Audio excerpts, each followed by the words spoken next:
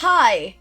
Would you like to know of an experiment? According to Google, I can make my Play-Doh as soft as it was when I bought it if I add a little bit of water to it. I'm scared though, because I'm worried that that's gonna change the consistency to it. And it's not that bad, it's just a little...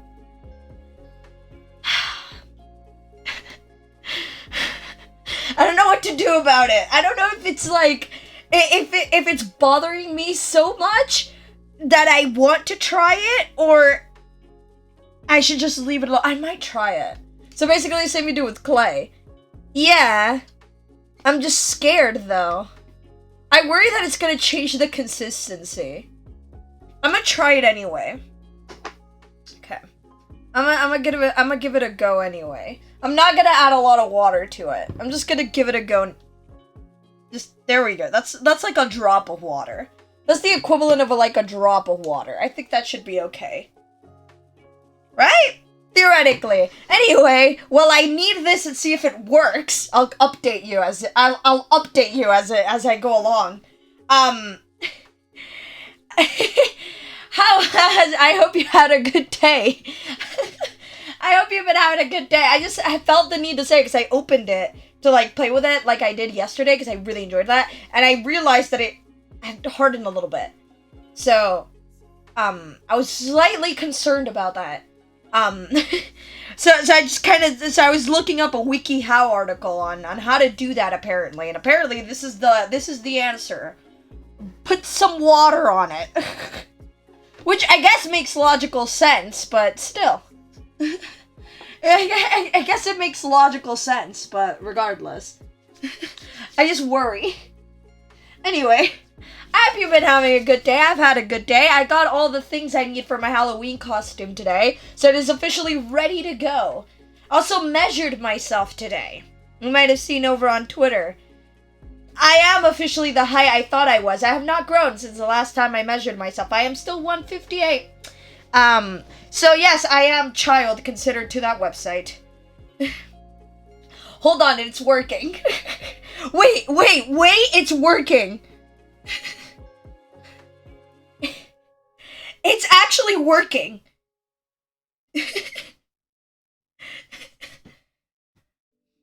I don't know why I was so surprised, but yeah. I'm shocked. There's also very weird techniques in which you break it into pieces, put it in a plastic bag, add some water to it, close the bag, play through it with the bag, and then leave it overnight. But that sounds like too much effort, so water it is. Remember how at some point you said you never watched anime and wanted to try it out but don't know what to watch? Yeah, pretty much. I still haven't ever tried watching anime since I've said that.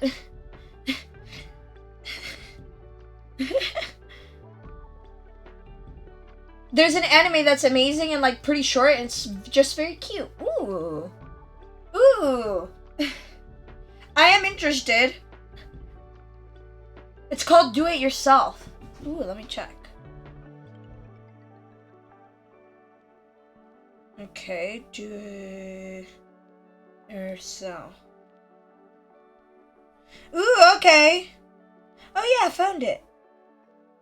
I found it.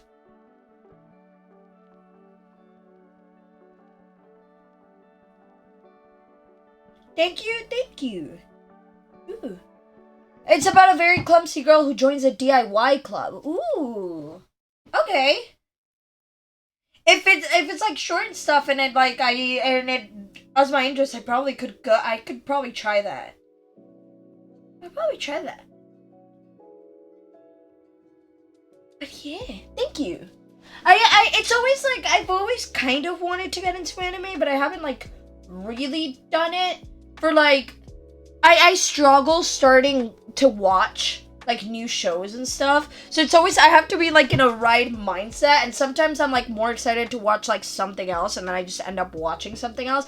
I struggle with starting new shows. Either, and it's like, and a lot of times when I start new shows is because I'm gonna watch a show with someone, and they're like, or like they're gonna watch a show and I'm in the same room or whatever, or like I'm with them, and so I just end up like watching it like with them, you know? It's just very cute, and the art is also really good. Especially the flowers in the show are really pretty. Ooh. Okay. I'll keep in mind. I am curious about it now. Yeah. That's my whole thing with, like, shows, and I'm not sure why it happens. Because then I get, like, really into stuff. It's just the issue with, like, starting stuff. And it doesn't just, like, happen. It happens with, like, everything. Like, the issue is, like, it's like I have to be in the right mindset for, like, new thing. And then I'll start watching it or whatever, and then I'll be like really into it most of the time. I don't know. It's weird like that. I'm the water trick worked. Update. I kind of like split it into parts and kind of like worked through them individually with a little bit of water, and now it's back to being soft, which is very nice. Thanks, WikiHow. You helped. Thanks, WikiHow. It's much appreciated. Also, her dog is adorable and it feels very gay. Ooh. Yay. There we go. Thank you very much, WikiHow. Like, the characters all seem like lesbians. Nice. Added bonus. Is it gay? Anyway. I'm like, I have like nothing really important to like talk about. Like everything kind of memorable about the day I kind of already tweeted, which is like the Halloween costume stuff and me going along with what I said yesterday and measuring myself again just to make sure that I'm like not unintentionally lying about my height. I'm not, apparently. Just wanted to, after like since we were talking about it yesterday, I kind of realized I hadn't measured myself in a very long time, so I might have been unintentionally lying to myself and to you about my height. And yeah, turns out I wasn't. I'm exactly the same height as the last time I measured myself. I'm still 150. I'm still 5'2". Small. It happens, I guess. Why can't I grow? Like, never grow. Like, but you know you have an advantage in hide and seek. That is true. That is very, very true. Well, I was on vacation when I did my road trip. In one of the hotels we stayed, it had, like, this small closet. You know how hotel rooms sometimes have, like, very small closets? It had one of those very small closets, and I could fit into it perfectly. It was awesome. It was so awesome. I just fit perfectly into the closet of that hotel room. It was like, and it felt nice because it was a very small space. I like small spaces, but that's just because I'm short, I think. I like being able to fit into short space and like small spaces. So I guess that's one good thing about being short. I guess I can enjoy that. Never been in a hotel. Well, most hotels, I think, if I were to guess, have very, like, small, like, closets, or just, like, a hanging thing for clothes. Like, not even, like, an enclosed kind of thing. Because, like, yeah. Yeah. So, I guess that's something I have going for me. In all reality, I make all fun of it and stuff, but I'm, like, totally okay with it. Like, I don't mind, but I think it's more fun to pretend that I don't like it. Like, I don't mind it all that much, but I have fun complaining about it. Like, do I think about it all that much? Not really, but I find it funny to complain about it, so I just do. Sometimes I wish I was smaller. Sometimes I wish I was taller. I'm just average. It's boring. Hey, nothing wrong with that though. There's nothing wrong with that though. But yeah.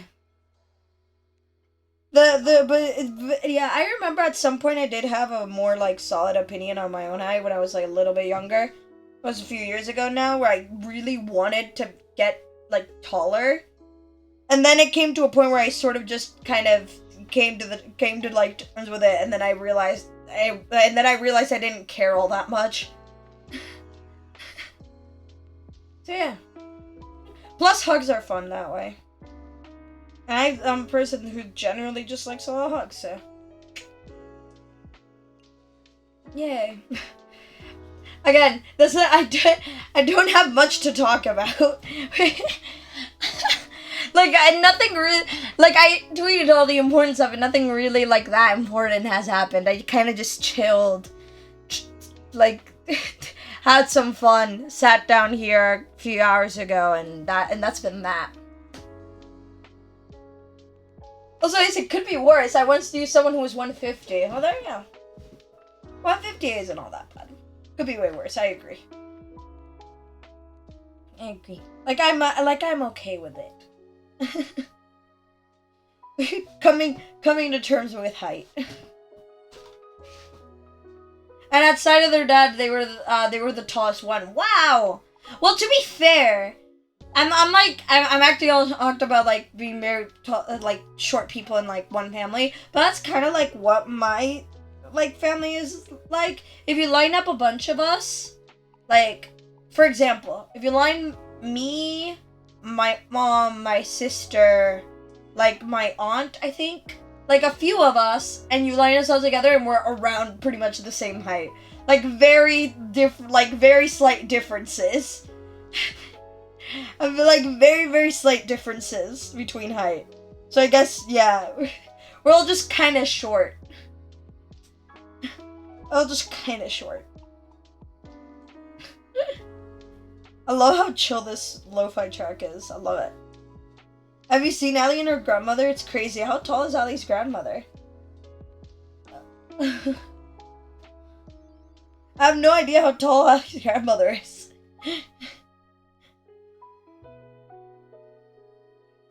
But like 150, I think. Wow!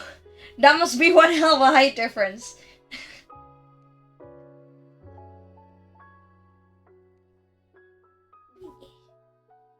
Tallness is so, like, I don't know. Like, it's like a weird thing, but it's like not. It doesn't make sense, but it does at the same time. I don't know what I'm talking about. It just kind of like went to that into my head, where it's like, it makes sense that people are like different heights. And then it's like, does it? My brain just went in that direction, and I'm not sure why. But oh well. Anyway, now that my Play-Doh is soft, and we've talked about heights, and I don't really have a lot much more to talk about, except I mean, I can mention once again how excited I am for Halloween. I am very excited for Halloween. I'm very, very hyped about Halloween. I am excited. I was listening to, I don't know if you've gotten them in your YouTube recommendations recently, but I've gotten a few of them, of like the Halloween themed playlists on YouTube. I was listening to one today, like before stream and stuff, while I was getting stuff ready. I was listening to one, and I was vibing a lot. So, I'm excited about Halloween. I'm excited about Halloween. Well, there are a few. A lot of them have like the same songs, which kind of like makes sense. But, you know. But to be fair, I don't listen to music on YouTube. I like switch between YouTube and Spotify. Not sure why. Sometimes I just end up on YouTube. Most of the time when I end up listening to music on YouTube, it's because I'll be watching a video on YouTube, and then I'll get a song recommended or something, and then I'll just want to listen to it. And then I'll just continue to listen to music through YouTube for a bit. Like, when I listen to music on Spotify, it's because I'm, like, not willingly, but I'm, like, seeking out wanting to listen to music. You know? See, like Cave Town, I know a few songs, and yes. Like, I don't know all the songs, but I like the ones I know. but thoroughly enjoy the ones I know. So yes. Yes, I do. Yes, I do like. The song is so good. I don't know if I've listened to it. Hold. It's called Frog. I have not listened to it.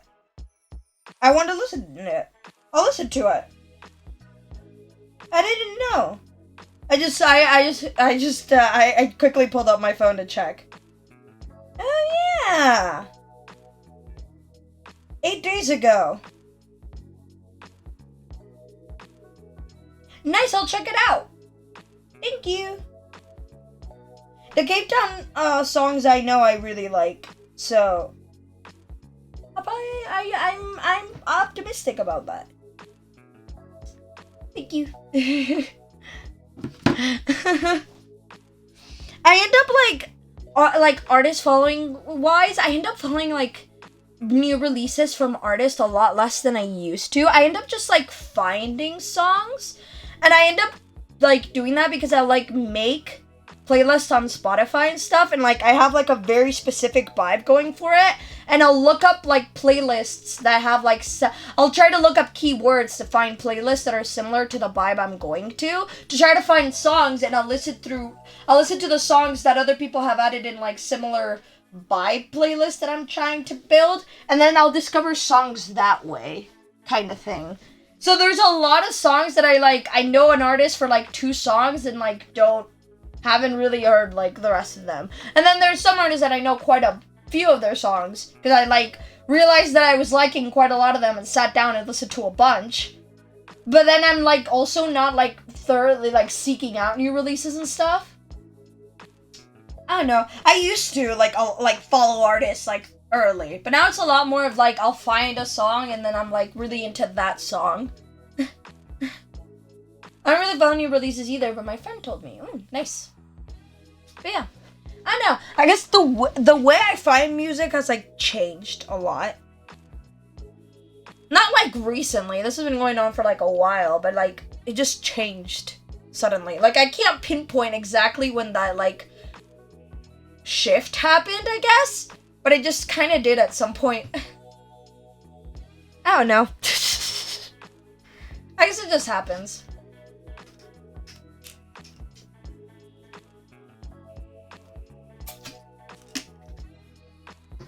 Anyway, now that I took a sip of water, and I listened to that song on repeat for like 5 days straight. Fair. I'll like be really into a song and also like loop it a bunch.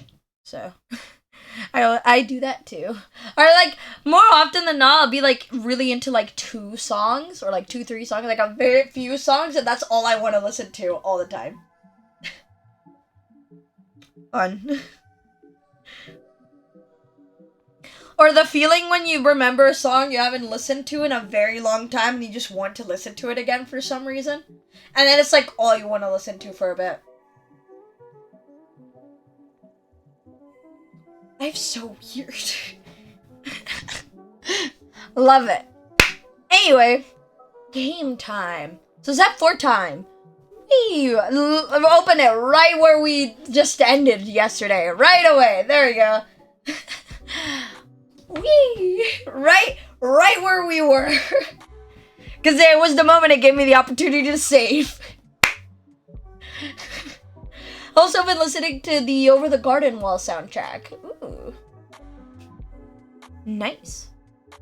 Which is kind of a Halloween playlist. I'm like, I was listening to the Halloween playlist just because I had seen so many unrecommended, and I was like, I kind of want to be in that mood for a bit because I'm like really excited about Halloween, so I decided to just play one, and then I was like, yeah. I ended up knowing a bunch of the songs on them. They're the typical songs you'd like picture when you'd picture a Halloween playlist, and I was like, yeah. Oh, and I was having a good time. Anyway, we're keeping this as we are. Cause cause why not? We're not touching it. We're not touching it. Yes, I'm sure. Yes. Oh yeah. I like buffered for a moment there. My brain was like confused as to what I was looking at, and then I remembered. Yes. I never opened the personality menu. Never opened it. I forgot about that. I like this hair a lot. I don't know why. I just kind of do.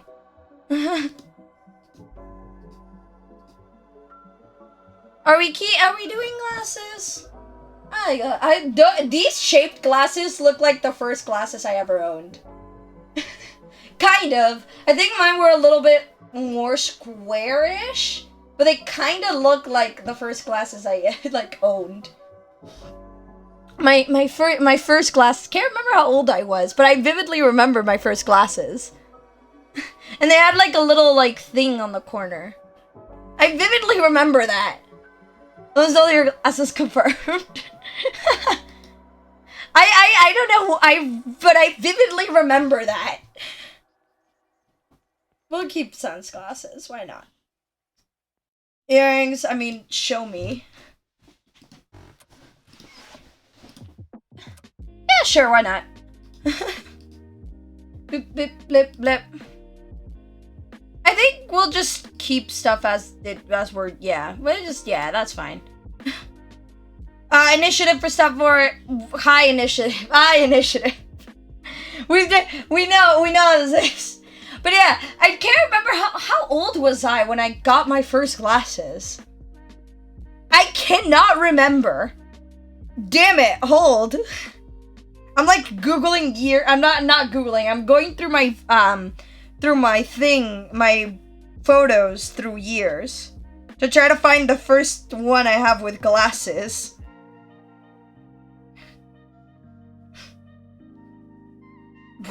When did I get glasses? This is so important. I vividly remember what my first glasses looked like, but I can't remember when I got glasses. This is so important. When did I get glasses? When did I get glasses? When did I get glasses?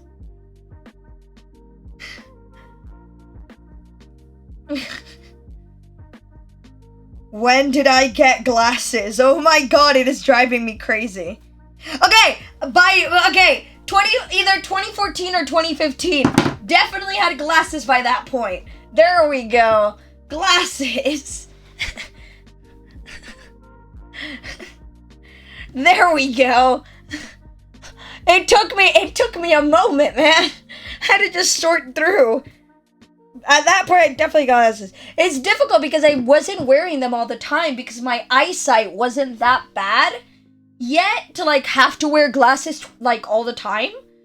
So like I had to like find a picture with me with glasses on. I only had to like wear them if I was like at an event, like, and I needed to, or like at class, or like I was going to a concert and I couldn't see from far away, that kind of thing, or like I needed to see from far away or read from far away or whatever. Like I couldn't, like my eyesight wasn't that bad that I needed glasses all the time. So that's why I was like struggling to find a picture with me with glasses on. Found one eventually. So either 2014 or 2015, around there, some point around there. But yeah, and then it just got worse. And now it's kind of, I've always heard about the thing that you, like, get, like, older and then, like, your eyesight kind of, like, stabilizes a bit. It, like, stops getting, like, the worst thing. You know what? You know how your eyesight gets, like, bad, you get glasses, and then it just keeps getting worse for, like, people? Because that's what happened to me. But I always heard about, like, I've been told that it, like, stabilized. And I never... it's not that I didn't believe it, I just didn't see it, like, happening. And then it's happening, apparently, because it's been a year since I've had, like, this, like, glasses, like the black version of the ones I'm wearing now. I'm wearing the blue ones that I got very recently. But my eyesight is exactly the same as it was last year. Over a year ago. So... it did happen. The prophecy is true. I was not lied to my entire life. That's what the doc told me. It's gonna get worse and then it's gonna stabilize. Yeah. Yeah. At a point it's gonna start. You know how it shifts very fast? Like between like checks, your eyesight has worsened like all the time. Well, apparently like every time. Well, apparently, like, it just comes to a point where that, like, stops happening as much. And yeah, it's been over a year since I've, like, I had my eyes checked, and I had my eyes checked again, and they were the same. And I was like, wonderful. And that kind of makes sense because I was using not the reusable, the 1 day like contact lenses, and I have a few of them left. And I got them a year ago when I got like the black round glasses, and and they still worked because I went to a water park during the summer and I put my contacts on, obviously, and then I put them on, and then they still worked.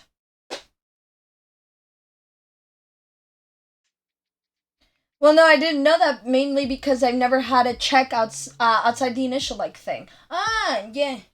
Sometimes you'll go between checks to see if your like eyesight has worsened, and like and then as you're growing up, like after you get your first check, and it's like you need glasses, it just keeps getting worse. It just escalates.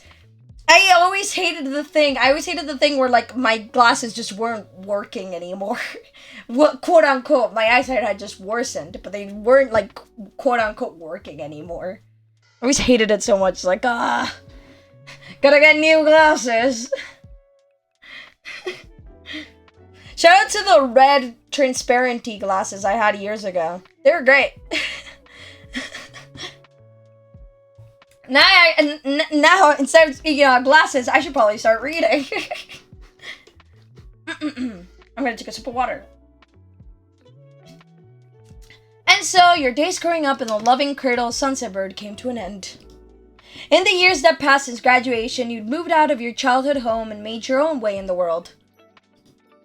You lived alone, lived with pets, lived with Kova's fish, lived with Kova's fish and the pet you picked, lived with Kova's fish and the pets you picked. I want pets. At least one pet. I don't know what pet yet. I don't know what I would pick in my fictional scenario. And you worked at a fine company, had a business of your own, co-owned a business Cove, had multiple ways of earning income. We're still focused on pursuing education. So we're aiming for now. What would I want to do? Welcome back to I have no idea what I want.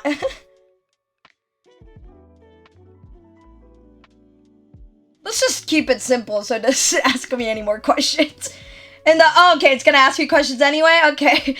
STEM field, education field, health industry, hospitality industry, gaming industry, sporting industry, TV and movie industry, writing industry, fashion industry, art industry, music industry. Let's go TV and movie industry because I think that would be somewhat fun. Sure, why not? Your family members went through the same kind of leaps into independence. Liz and Lee both eventually earned degrees and started fantastic careers in new towns. I did the thing where there was a test that I couldn't see because of my color blindness. I couldn't see anything on the screen, so they had to adjust it, and it took so long. Ugh. That does suck. That does suck. I had a doctor once try to...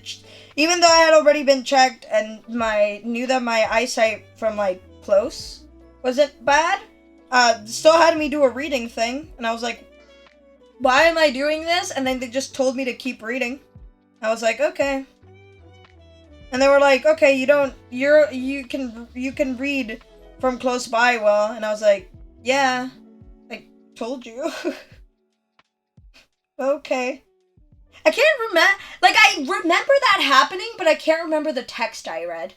And I can, like, if I, like, picture it, I can, like, picture the board it was on. It was, like, this plastic covered, like, this contact covered, like, board, and it, like, I can remember how big the letters were. I can remember there were 3 paragraphs, and I can't remember anything about, like, the text itself. Wild. Wild. But yeah, I love the... Well, I don't love it. I just find it weird, though, like, you put your eye into the machine and it's, like, the balloon picture. And then you do the, like, eyesight test thing.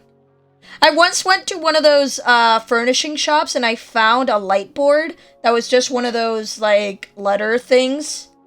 the letter things, and I kind of wanted it for the funnies. I kind of wanted it for the funnies. I thought it would be really funny to just have that hung up in my room.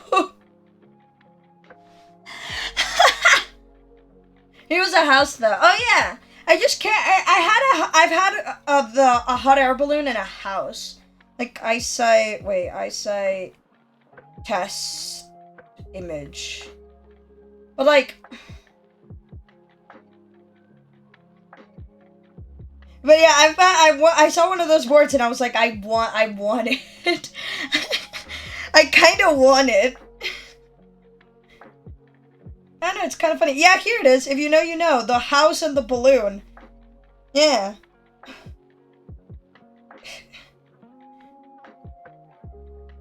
Auto-refractor eye test. Yeah. There's the house and the balloon. The universal ones, apparently. That's the ones that most people get, so. Joy. But yeah. Anyway.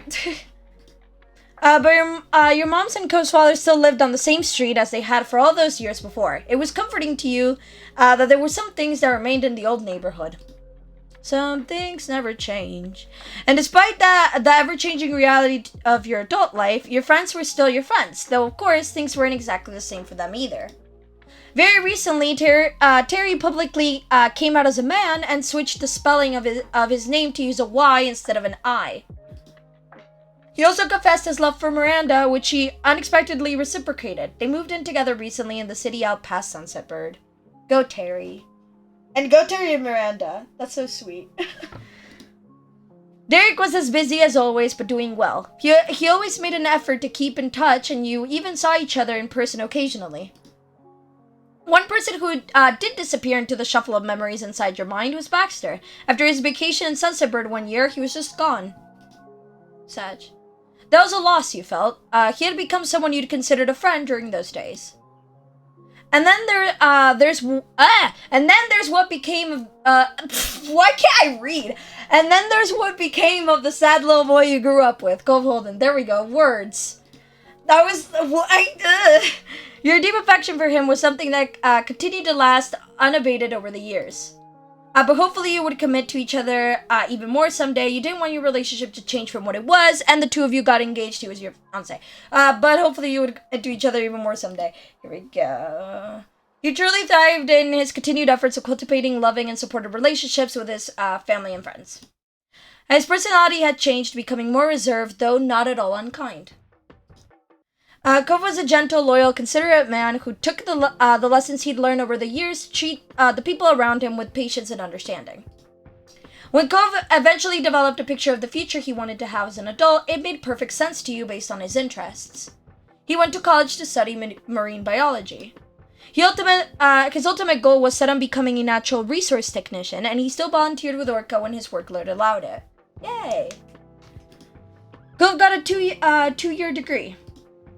After that, he began working full-time at Orca, helping educate the public on ocean conservation and participating in shore restoration efforts. As an adult, Cove was also able to recognize and have diagnosed that he was on the autism spectrum. It was something that hadn't been noticed by his doctors as a child, but he was still the same Cove he always was to you, and he was just glad to understand himself better. Woo.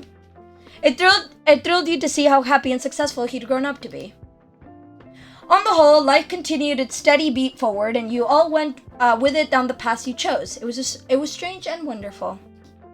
But no matter how old you got, how far you roamed, or how long you were away, the home you had in Sunset Bird still called you back eventually.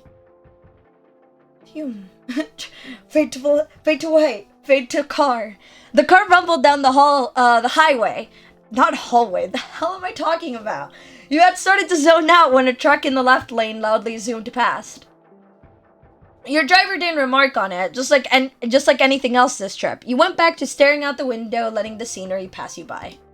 You did appreciate the spacious backseat of your ride. You hadn't known exactly when you would be coming in, so you had decided to use a ride app rather than ask your moms to pick you up.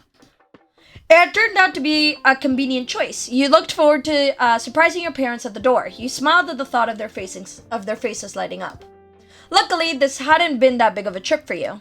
You lived close enough that the travel hadn't turned into a big production. However, that didn't make the occasion mundane. For once, your moms had decided to have a modest celebration dinner for their anniversary. Unlike when you were growing up and they preferred not to make a big deal out of it, this year they were comfortable having a party. Yay, moms! As the time went on, they had found being the center of attention easier to handle. You were happy to see it? Yes, go moms! With this going on, there was no way that either you or Liz would miss your mom's anniversary. Both of you made plans to come back home for it. You didn't hear from Liz about her exact schedule, but you hadn't shared yours either. It reminded you of when you were kids and both knew to show up for dinner, but didn't keep each other in the loop for each other's pre-dinner plans. This was the same concept after all. Some things stayed the same, and yet it was definitely different from when you would see your sister every day and knew sort of what she was doing anyways from osmosis. Today, you had no idea. Things were always changing. You mused on how at times it was hard to believe you didn't live with your parents anymore, and yet you also couldn't imagine going back and living as a kid under their rules. The rest of the drive flew by. Your silent driver provided a smooth ride. No sharp turns or hard stops jostled you out of your own head. Your thoughts turned from introspective to observant. The landscape passing by became more and more familiar. You frequently recognized the landmarks that dotted the area. A grin came to your face as you passed the now entering sign for Sunset Bird. Excitement built within you. You were really here. You were doing this. Your driver turned off on a street, and you realized that their map program was taking you the way that Ma preferred. You usually would have used the other side street to pass by the beach. In no time at all, the car had gone through the whole town and pulled in front of your mom's condo. The car slowed to a stop and parked. With the buzz of the highway gone, you realized that you could hear the familiar sound of waves. The air smelled like salt, and a rush of childhood memories flooded back. You started to gather your things and humming to yourself once more about how happy your moms would be to see you. After that, you notify everyone else that you'd made the trip safely. You pulled over your suitcase from the other seat and yanked at your bag from down near your feet. Tap tap. Wait. Yeah? Does that work?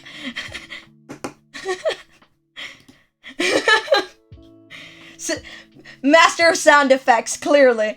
You startled at the sudden sound of tapping on glass. It caused you to pause. Did you really hear what you did? You weren't entirely sure because you soon heard something else, the window on the opposite side of the car rolling down. It confused you until you put it together that despite the driver's silence, you weren't actually alone in this car. The driver must have pressed the button. Someone had to be there. You turned your head to face the now open window. There he was, leaning his arms across the window, your beloved Cove Holden. He beamed at you with one of his precious open smiles. Ace! Crying. Aww. Welcome home. I was wondering how long I'd have to stand out here for you to make it. It's been a while, you know. I've been the one waiting to see you. I'm sorry to keep you waiting. You survived. You screamed excitedly. You stared at the sun. Oh. At the sound of his name, he burst out laughing and grinned winningly. He then gripped the top of the car door and pushed half of his torso through the opening. That was enough to make the driver break their silence with a sharp "Hey!" Gove did not seem to notice and continued climbing in through the window. He pushed one hand down in the middle seat to prop his dangling body up. He used his other hand to caress your cheek as he leaned in as close as he could. I missed you. You scooched across the seats and kissed him on the lips. You leaned over and kissed him on the forehead. You covered his hand with yours. You flicked his nose. You did your best to hug him without knocking him down. This is so cute! You bent to the side and gently pressed a kiss to his forehead. The arm he was balanced on shook. He struggled not to come crashing down from his precarious position. However, his sappy grin was infectious. The two of you shared each other's happiness. You shifted back just a little to get a better view of his face. I missed you too. Love you. Okay, now get out of the window, you crazy person. You're so cute. I really should have expected this. You and your windows. You sighed happily. I missed you too. Ghost felt turned awkward as his arm started to bend lower, causing his body to slide downward with it. He turned his head to the driver. Sorry. I'm always causing trouble in this neighborhood. Ghost shifted around some more and squirmed back the way he came. After he had successfully pushed off the window and landed on the pavement with a thump, he opened your car door. Which we could have just done in the first place, but nah. You threaded your arms through the various straps of your bags and climbed out. Cove took a few long strides around the back of the car and quickly met you on your side. And will you wear wigs, TikTok? You're a beautiful man. A beautiful man. Will you wear wigs? Do you wear wigs? No, I do not. Have you wear wigs? No, I have not. You're a beautiful man. A beautiful man. Will you wear wigs? Maybe. When will you wear wigs? I love that audio so much. Every time it comes up, I just have to I have to sing along to it, quote unquote sing along to it. It's so addictive to do so. I love that audio. Ghost stood in front of you, and it struck you that the two of you were back in Sunset Bird, reunited once again on this street. Such a good audio, it really is. You jumped into his arm, you gave him a friendly punch, you ruffled his hair, you held your hand out for a high five, you held your hand out for a fist bump, you waved shyly at him. No, hug. But put down your luggage first, let's be responsible here. You dropped your bags on the paved road and got a bounding start to leap into Cove. He caught you, unsurprised at your action. Yay. When you were situated, he leaned back on the balls of his feet and fully lifted you off the ground. Yay. His goofy grin let you know just how much he was enjoying your enthusiastic embrace.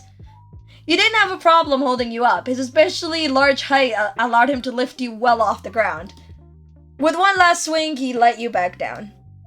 You really were ecstatic to be around him again, and absolutely thrilled that it was here in this town where you were together.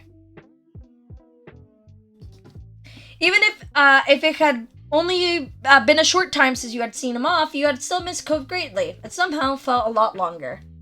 Oh my god, the dolphin is dead one, yes. It's also great, but for some reason I like the wigs one better. I don't know why, but I really like the wigs one. I don't know what it is about it. I find it so good. But yes, the dolphin one's also chef's kiss. Given your different schedules and travel availabilities, it had worked out better for Cove to head out to Sunset Bird first. He only arrived the evening before, however, and secured the hotel room. Until now, you'd never had to deal with that inconvenience of being in a tourist-heavy area. It was a fight to get a place to stay close by during the heat of summer vacation season. Living without him at your place was strange. Cove was basically a part of you at this point, and you were glad to feel whole again. Oh! You idly shifted your luggage, then it struck you that you were short one. You got it out in such a hurry, it was left behind. You reached back into the car to pull it out. Cove stood aside as you made a dash for the door. You shouldered the small bag and felt relief that you would be able to brush your teeth tonight. Yay! Success! Got everything this time? You stood up straight, everything truly gathered up and out of the car. You gave the backseat one last glance and then nodded. Cove shut the car door after you had moved out of the way. The two of you stepped off the street to give the driver some room. Cove waved. Sorry again. The driver said nothing and drove off.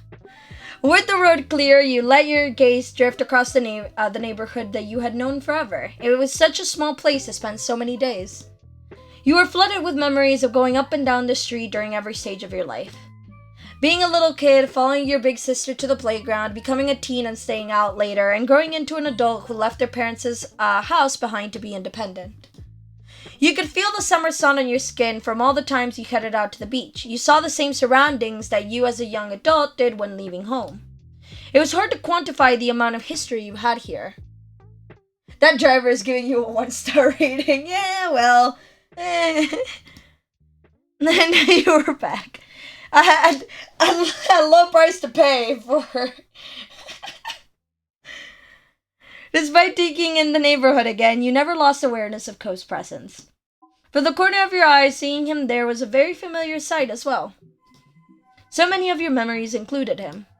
Your mind drifted from the neighborhood itself to the person who used to live there. You couldn't help the feeling of nostalgia. You still remembered his face, his voice, the scar on his arm from days long gone. He had changed so much since you had first met him, yet even with those changes, he was always recognizable.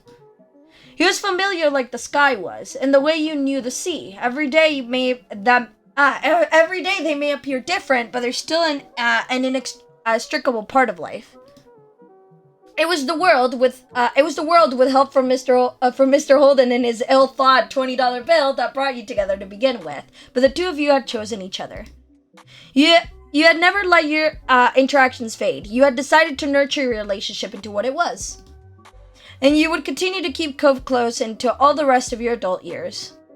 Cove was the partner you wanted for life. You couldn't be more grateful to call him your boyfriend. It would be impossible to imagine life without him. Cove noticed you staring at him after a while and smiled with his eyebrows rising in curiosity. He was very transparent in his question if there was something you wanted to say. You shook your head and returned him a soft expression. You'd let yourself get carried away in a tide of memories, and now it was time to focus on the present. You gestured to your house. Your moms were waiting for your arrival still. Cove nodded and then pointed at all your luggage bundled around your legs. Can I help with any of that? Yeah, thank you. You can help with all of it. No, it's like carrying in all my groceries in one go. No, the house is literally right there. No, you up them. It's like carrying all my groceries in one go. I can do it. Fine. Well, fine. Who am I to get in the way of your task? He smirked at your seriousness as something that was admittedly ridiculous. The bag situation resolved, the two of you strolled over to the Pixeless residence store. You started to pat your pockets instinctively, only to realize that you no longer carried a key to the house. Your eyes scanned the entryway, a little lost, only to spy the doorbell. The thought of having to ring it felt super weird. As you pressed the inconveniently placed button on the side wall, you remembered that no matter how much this place would always be a home to you, it wasn't where you lived. Being back here was like putting on a uniform after you quit the store where it came from. It had remained the same, but your circumstances had changed. Cove shifted in his feet awkwardly, obviously also thrown about you being stuck out here, keyless. You heard muffled voices and shuffling around from inside. Your heartbeat sped up in anticipation. The door swung open, and there was your mom's smiling face. She immediately brightened at seeing you standing there. Yay, Mom! Well. Mom twisted her head back and gave a shout down the hall. Lanny, guess who's here? There were more distant noises. No doubt Ma getting up from wherever she was to come see. Her high-spirited words rang out clearly. I hope it's one of my children. Mom snickered, still holding the door only half open to hide you for a little longer. Cove flashed up as if suddenly realizing that he was going to be present for your mom's enthusiastic welcoming of you. You smiled to reassure him that he wasn't intruding. Ma finally reached the door and peered over Mom's shoulder. Ma! It is! Hello, Ace. She gave you once over, patting the tops of your shoulders and moving down the sides of your arms before she nodded in satisfaction that you were in one piece. How sweet. This is a wonderful surprise. Ma inclined her head to Cove next, not leaving him out either. Hello, sweetie. You count as one of my kids at this point anyway. I have double the surprise today. Yeah. You grinned quietly. Cove bashfully waved at them. He hadn't relaxed fully, but he had settled down at their welcome. Well, don't just stand out there. Come on in. Your mom moved aside and held the door open for you, gesturing for you to enter. Wholesome. You stepped into the living room. It was comfortable and cool. You still have to bring your own chairs if you want. No, technically not really. Unless we are doing big meetings, in which case you still do have to bring your own chair.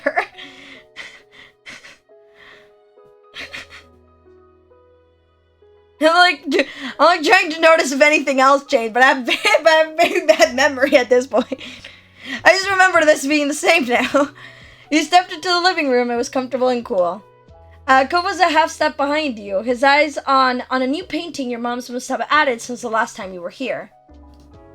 Things were mostly the same, but there were more decorations since you had seen the house last. Yeah, like this, and like, I think this wasn't here, but I might be wrong about that. I don't know if these pillows are the same, but I know, I don't know what this is, but this is new.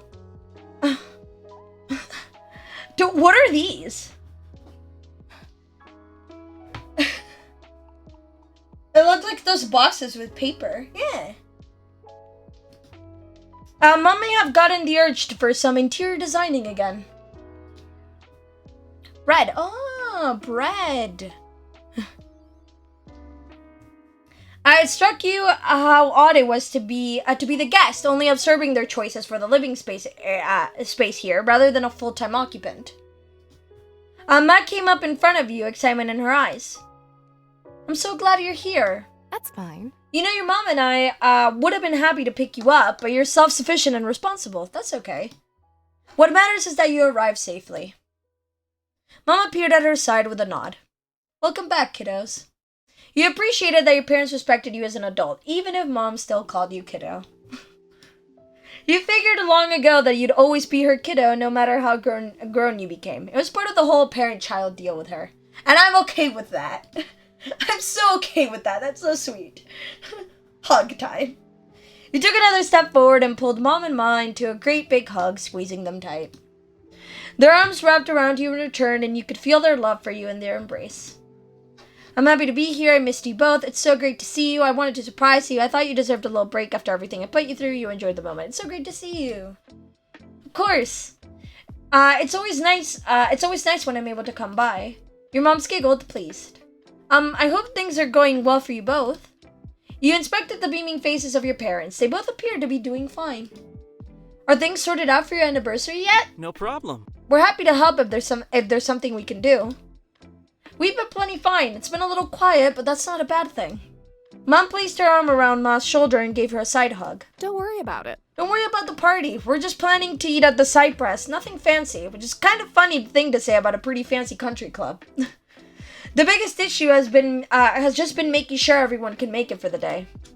Speaking of which, Liz will be arriving tonight. We're planning on picking her up later. I guess Liz isn't as grown up as Ace. Mom snickered at her own joke, and Ma lightly elbowed her with a barely hidden grin. Shush.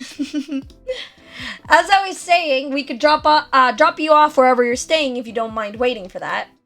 I'm sorry there's not space for you in the house. It's gotten crowded in these old rooms since you and Liz moved out. I don't know where all this stuff keeps coming from. Sure you don't, Pamela. It's okay. Cove already has a hotel room I'm gonna be staying in anyway. Cove sent you some pictures of the place when he arrived. Stylish and roomy. It seemed very nice. It's not fancy when you're co-holding levels of rich. Yeah. We forget that they quote say that it's a funny thing to say about a fancy restaurant, like a pretty fancy country club. It's like we're talking about the same people who own a beach condo.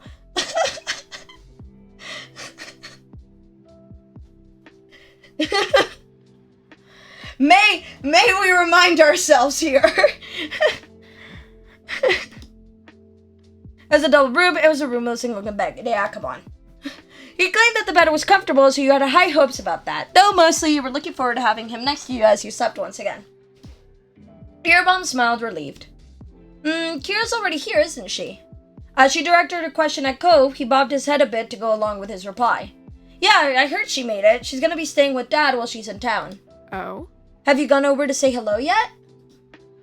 Cove chuckled self-consciously, and this time he shook his head. You raised an eyebrow since you had figured he would have taken the chance while waiting for you. Not yet. I should go do that now. I just wanted Ace to be there too. He caught your eyes with an adoring smile. And like their idea of an old car is a big fancy like BMW looking car. Yeah. It's like, oh no, I love in the is it called Drive? The moment that we did yesterday, it's like, oh no, it's the old car. I hope it makes it to the trip to Nevada. It's like a very pretty car. It's like this very pretty car.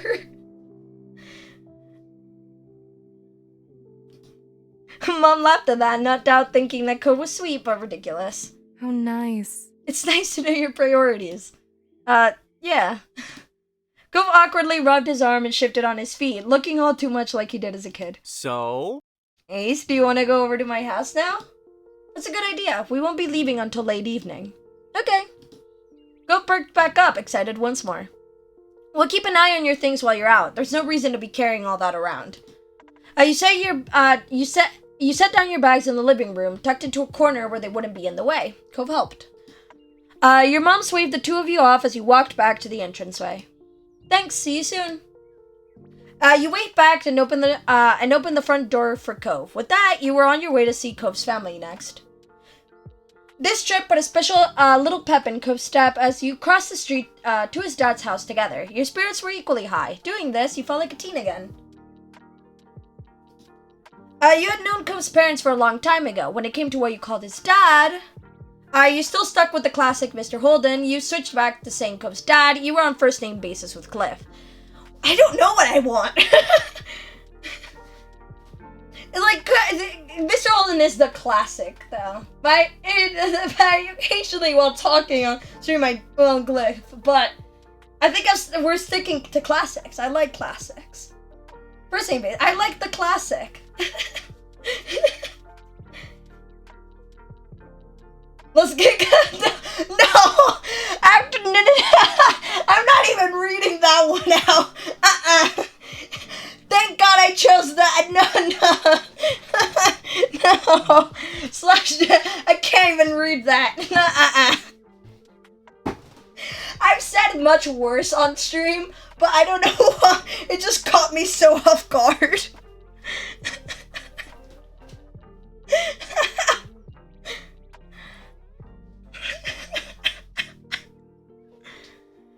At this point, you couldn't imagine calling him anything else. Despite it being formal, it rolled off your tongue naturally.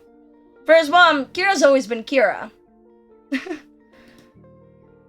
She always preferred that even when you were just a kid. Honestly, you couldn't imagine calling her anything else.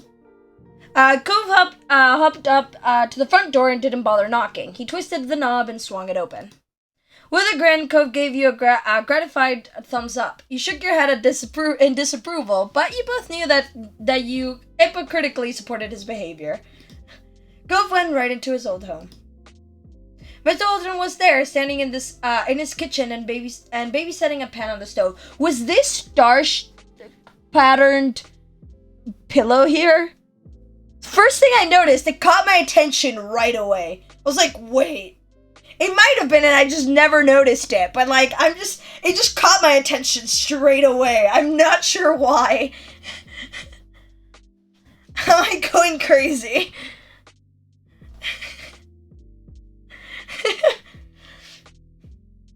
It was literally like, I don't know why, but it caught my attention like immediately. I don't think so. Okay. It's like, am I going insane? Also, the kitchen is different. Yeah. But I don't know why, but this pillow just caught my attention straight away. I'm not sure why. Anyway. Okay, fine. As that turned at the sound of footsteps, and he brightened instantly at the sight of you. Cove matched his enthusiasm instantly. If it was anyone else, you would have thought that he was lighting up with a childlike joy over seeing his dad again. But since you know what Cove was actually like as a kid, you were aware this level of happiness with Mr. Holden was definitely not an equivalent to any childhood feelings of his. Dad, Cove. Mr. Holden gracefully, gracelessly pushed what he was cooking to a different burner and flipped off the heat. He rushed over to you both. Cove flew forward and met him halfway in a hug. There we go. Words. Reading. Yes, I can do it. Cove squished his eyes shut and held his dad in a tight hug. Mr. Holden soothingly rubbed his son's back. Wholesome. The more of an adult Cove became, the more he turned into a big daddy's boy, it seemed. I missed you. I missed you too. It was sweet, and teasing aside, it was wonderful to see them at this place in their relationship after years of struggling to connect. When the hug broke, Mr. Holden hooked an arm around his son's neck. He let out a deep laugh. I still can't believe you outgrew me. I really thought I had that on him after he graduated from high school, but then he had to keep going. Chuckling, he shook his fist in mock anger. Cove ducked his head and laughed in kind. Sorry, Dad. Cove's cheeks turned pink and he averted his eyes. He was becoming bashful, so you knew he had more he wanted to say. Cove softly added. That was raised really well. His dad's expression instantly crumbled with emotion. He sniffled. Cove put an arm around him too and tucked him into a side hug. He observed their little reunion fondly, happy to let them enjoy their moment. They were a perfect pair of sentimentality. Mr. Holden eventually turned his attention to you. Hey. Hey, so great to see you. He pulled away from Cove and approached you with a little wave. He was back to his cheery self. Hi, I'm Mr. Holden. Mr. Holden, it's so nice to see you. I missed you. You didn't anything. It's so nice to see you. You waved, you offered him a high five, you gave him his arm a pat, you hugged him, you smiled. Smiling. He nodded and you what? Why am I so bad at reading? Why am I so bad at reading out loud? God damn it! He nodded, and you watched the way this in around Mr. Holden's eyes crinkled when he smiled back. There we go. It felt good to be home. There we go. I miss seeing your face around here. Thank you. Mr. Holden cleared his throat, pulling attention to himself. He crossed his arms.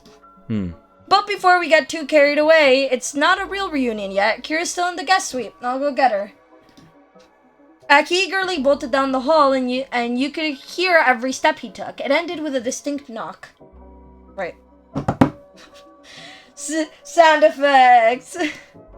Kira, they're here. It was only seconds before there was a sound of the door being yanked open. Can't do that one. I would have to actually open my door. And nah. The pounding of feet hitting the wood floor grew even louder this time. My baby. Wholesome. Next to you, Cove let out a nervous laugh. His parent, I love this, like, coat with, like, this, like, transparent, like, stitching thing. I love it. I love it so much.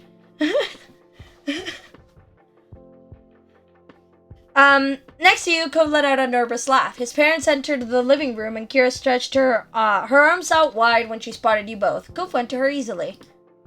You went in for the hug too. You opened your own arms up for a big hug. You raised your arms up to pass. You shook your head no. I'm going in for the hug as well.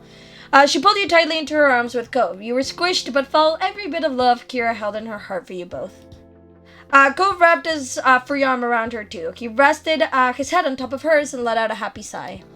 After a moment, Kira let go and pulled back to get a better look at your faces. She surveyed every inch of them and appeared satisfied.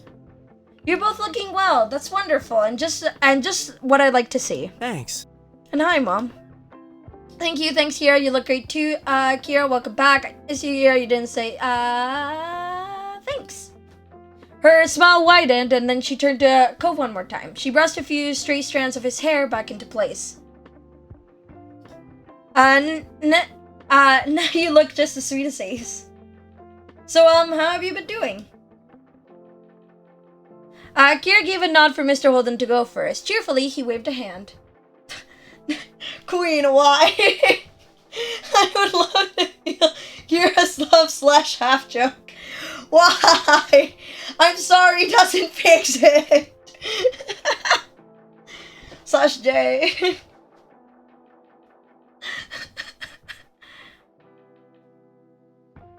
Cheerfully, he waved a hand. No worries. Oh, same old, same old. Still got the shop, still got my friends and family, of course. And still the most exciting thing around here is seeing who'll rent that one free condo. Incredible. I always knew you were such a snore. They snickered and you couldn't help but peek at Cove. He rolled his eyes dramatically, drawing out a few giggles from you, but the whole time there was still a happy smile fixed on his face. Well, For me, things have been good. I've gotten a lot of interesting assignments lately. Ooh, I recently went to Seattle and... Kira twirled the strand of her hair shyly, and her mouth curved into a grin. Whatever she was thinking about, it made her happy. Things have still been going well with that guy from work, but it's a little early to bring him all the way to California to meet the family. Cove crossed his arms. He and his dad nodded. It was clear she appreciated the acceptance from her two boys. That's great. I'm really happy for you. I hope he gets the seal of approval. When he does come around, he silently nodded as well. Really happy for you. Thanks. You were honestly glad that things were going well for her. She was clearly grateful of your approval as well. So that's us. Do you two have plans for your first day back? The only thing I have to do is pick up Liz later tonight before we head back to our hotel room. Great. He suddenly looked over his shoulder, his eyebrows pushed together. I'm glad you're here, but I just remembered that I was in the middle of cooking something. Only a small cackle escaped you while you fought off the giant grin taking over your face. Meanwhile, Cove erupted into laughter that had his dad shaking his head. That's fine, Dad. Go salvage what you can. I think it'd be nice to explore the old neighborhood for a while anyway, since we've got the time. Cove directed the last part to you as he spoke, hoping that you'd want to go with him. You nodded automatically. You're already looking forward to it. That's a perfect idea. Makes sense. I think so too. You should go enjoy the day. I'll hang back here so I won't be a third wheel, and someone's gotta keep an eye on Cliff before he catches the whole kitchen on fire. Mom, you're not a third wheel. Cove stiffly stuck his arms against his sides like a little child. A small smirk tugged at Kira's mouth. She winked. You know what I mean. Have a good walk. I'll see you both later. Cheerily, Mr. Holden waved before going back to his cooking. Cove smiled warmly. Bye. Bye. Cove chilled behind you as you walked into the welcoming summer sun. He stopped, closing his eyes to stretch his arms in the warm rays. There we go. Satisfied, Cove gave you a bent smile and dropped down low to the ground. You knew this was your chance at a piggyback ride. Cove silently waited for your answer. You laid a hand gently on his shoulder and his expression softened. I like the way you think. Cove hummed in agreement while you climbed onto his back. When you both had a secure grip, he stood up, and the movement bounced you more than usual.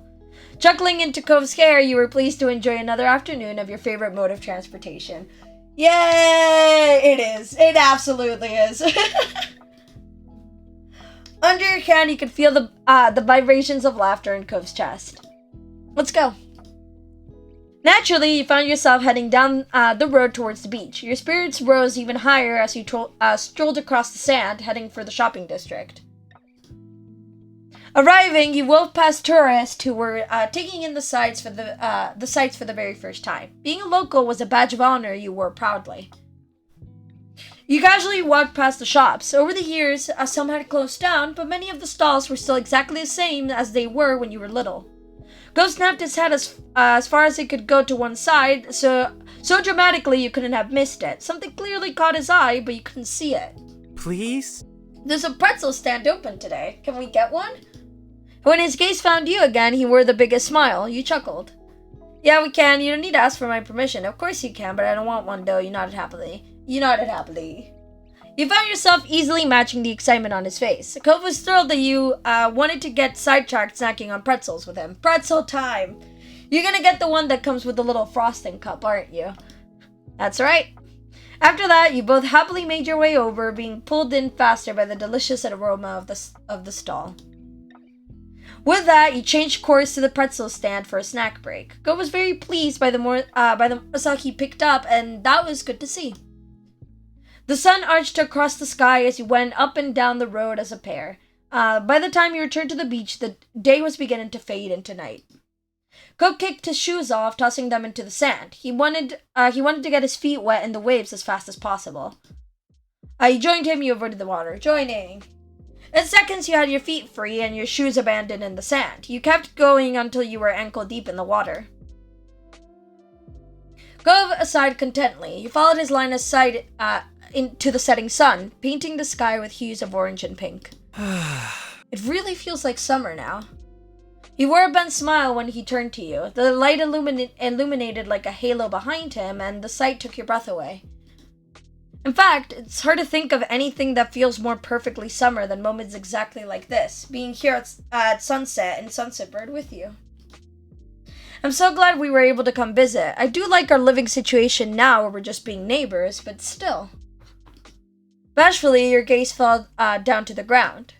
You drew squiggles into the sand with your foot while your heart fluttered, thinking about what Cove said. I'm happy too. Of course, we would have ended up like this again sooner or later. This is a wonderful day. I guess it's not so bad being back in the old neighborhood. You didn't have to say anything. I'm happy too. The last rays of sunlight glittered on the water, mesmerizing you. You couldn't help but feel like this was exactly where you both belonged right now. Cove murmured quietly, losing himself in his thoughts again. Shortly after, you saw his hands shoot down into the sand. He stood straight back up with a loop-sided smile and got to work brushing the sand off his prize. You knew without a single word, Cove found a new shell for your collection.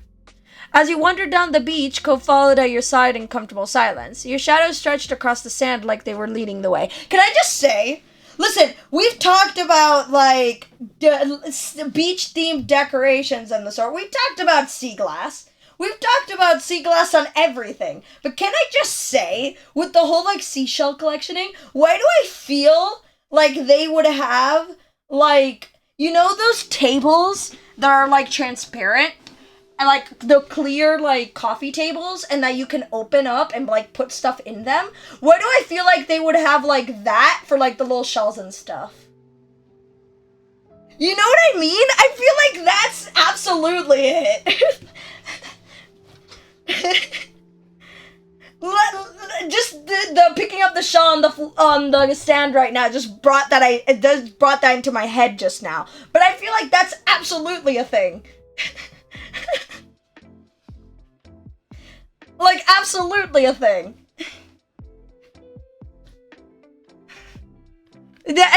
This just reminded me of that. As you wandered down the beach, Cove followed at your side in comfortable silence. Your shadows stretched across the sand like they were leading the way. The only noise you could hear were the soft footfalls of your feet and the waves gently rocking into the shore. For a moment in time, it felt like there were only the two of you in your own little world. Eventually, the bubble popped when you realized that your phone was going off. It was Ma, hoping that you were going to be back soon. Curious, Cove's eyes slid down to your phone. You let your hand fall back down to your side. You held the phone and pressed against the palm of your hand. It's Ma. She wants to know when we'll be there. Cove scratched the back of... I almost just knocked my microphone. I caught you right before you fell. Shh, it's all good. It's all good. Just casually petting my microphone. Cove scratched the back of his neck and shook his head. His mouth twitched like he just had a funny thought.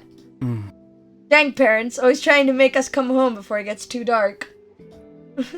You laughed. There's no escape from curfew as long as we're in this neighborhood. Parents are such a pain. It sucks that we have to leave this early. Don't act like a little kid, you shrugged. You laughed. It's funny. You'd think after all this time they know that we always find our way home. I think she knows. She's probably just excited to spend time with you. You think so? Yeah, if I was her, I'd be missing you too. After one last glance, you put your phone away again. Cove gave a small shrug. Ready? Yep. Let's go. Together you left the beach, feeling the call of home pulling you forward. The both of you ran off towards your mom's house, leaving the waves behind but welcoming the beginning of summer. Cove and you ran up from the beach, sand flying from your steps. Cove made it to the road first, but you managed to catch up to him by the time you reached the house. It wasn't exactly a race, and yet it also wasn't not a competition. Both of you were laughing by the time you umbled through your old front door together. Your moms were seated in the living room. Their eyes sparkled as they locked on you and your light dusting of sand. Hello. Welcome home. Mom leaned forward, eyebrows raised at your jubilant entrance. Ma sighed wistfully. Aww. That brings back memories. Cove chuckled shyly as he scratched the back of his head. I hope we're not too late. Nope, you're just in time. Both of you better start packing it up. Liz will be waiting. Ma nodded as she stood up from her seat. She lightly ran her fingers over her clothes to smooth out the wrinkles. It took you a second to remember where you had put your stuff. You needed to get it all in the car so you could get everything back to your hotel. Can I help? You shrugged and directed him to your bags. With Cove, your moms, and yourself on the job, it only took one trip to the car to get everything. Cove firmly closed the trunk and you thanked everyone for their assistance. Of course, kiddo. Come along, Pixel's family. Let's get in the car. You saw Cove hesitate for a second. You couldn't have that. You got his attention and spoke quietly but deliberately. You too, Cove. You count. Thanks. Exactly. Well said, Ace. Cove climbed into the back seat with a decidedly touched expression on his face. You got in on the other side. When everyone was situated and buckled, the engine was started and Ma pulled out onto the street. You couldn't help but feel amused to be stuck in the backseat with Cove. Your mom's driving you around. It really was like you were little kids again. Cove caught you staring at him and gave you a bent smile. He was probably on the same wavelength as you from the sheer mischief in it. There was some light chatting on the drive. No one brought up anything too deep, and it mostly became swapping jokey stories. The entire trip was marked by a heavy sense of anticipation. Everyone was ecstatic to see Liz and hear what she'd been up to. When you neared the airport, Mom pulled out her phone to call Liz. Ma followed the signs to the correct pickup area and asked for you to shout if you saw your sister. Yeah, Liz, we're at Wing B. There's a blue sign that says North America. Alright. Tell her that we're right in front of the building with blue windows. She says that she's outside, right by a yellow truck. I see at least 3 yellow trucks. I think they're doing work at the airport. The back and forth continue, with Ma driving around in the wide, aka the universal experience of picking someone up, or being picked up by someone. It just always goes like this. Circular airport road while Mom attempted coordination between her and Liz's location. Aha! Or when you're like meeting up with friends and you're like, I'm by the fountain. What fountain? I'm by that. No, there's a red car is here. I can only see the other red car. No, but that's the other red. We're meeting up at the coffee shop. But the what coffee shop? I see at least 3. You lean forward, peering out of the front of the car. A tall, poised silhouette pulled a pale purple roll-along suitcase behind her. It was definitely Liz. She waved to the car, Ma parked along the sidewalk next to her, and Mom put her phone away with a cheer. Mission accomplished, team! Ma excitedly reached over to grasp Mom's raised hand, thrilled that both of her kids were back. Good job. That's right! Liz came closer and yanked open the back door beside her. She popped her head into the car, her smile ornery despite how tired she appeared. It must have been a long trip for her, yet her expression was that same familiar smirk you had grown up with. Hey. Hello, children, I'm back. I missed you, you laughed. Yes, I can scream again! Liz! Ace!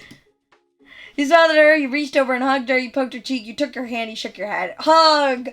You quickly unbuckled and then launched yourself at your sister. She wrapped your arms around you and squeezed. Well, hi to you too, kiddo. Hello, sweetie, it's nice that you're here. Hi, Elizabeth. You jokingly huffed at her. We're not children. Whatever you say, baby boy.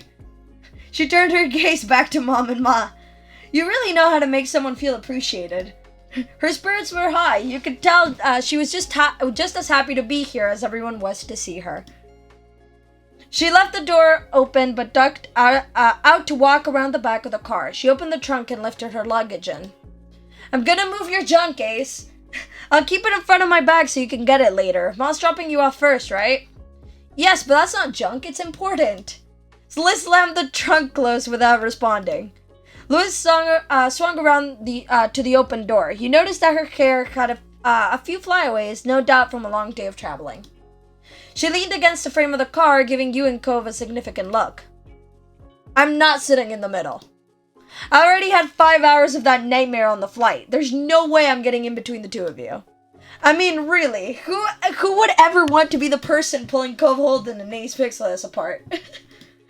Cove puffed up indignantly, yet again at her classic tease of your relationship. Liz continued along like she didn't notice. So? I don't care how you decide who's scooting. I figure you can fight it out somehow.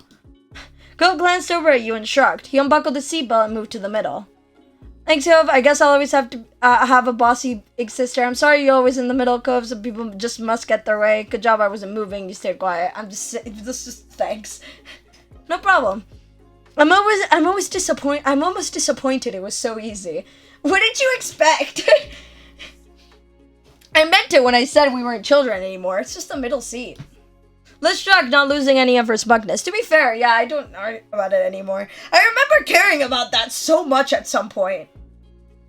And then I did the road trip I did during the summer. I was the middle seat, like, most of it.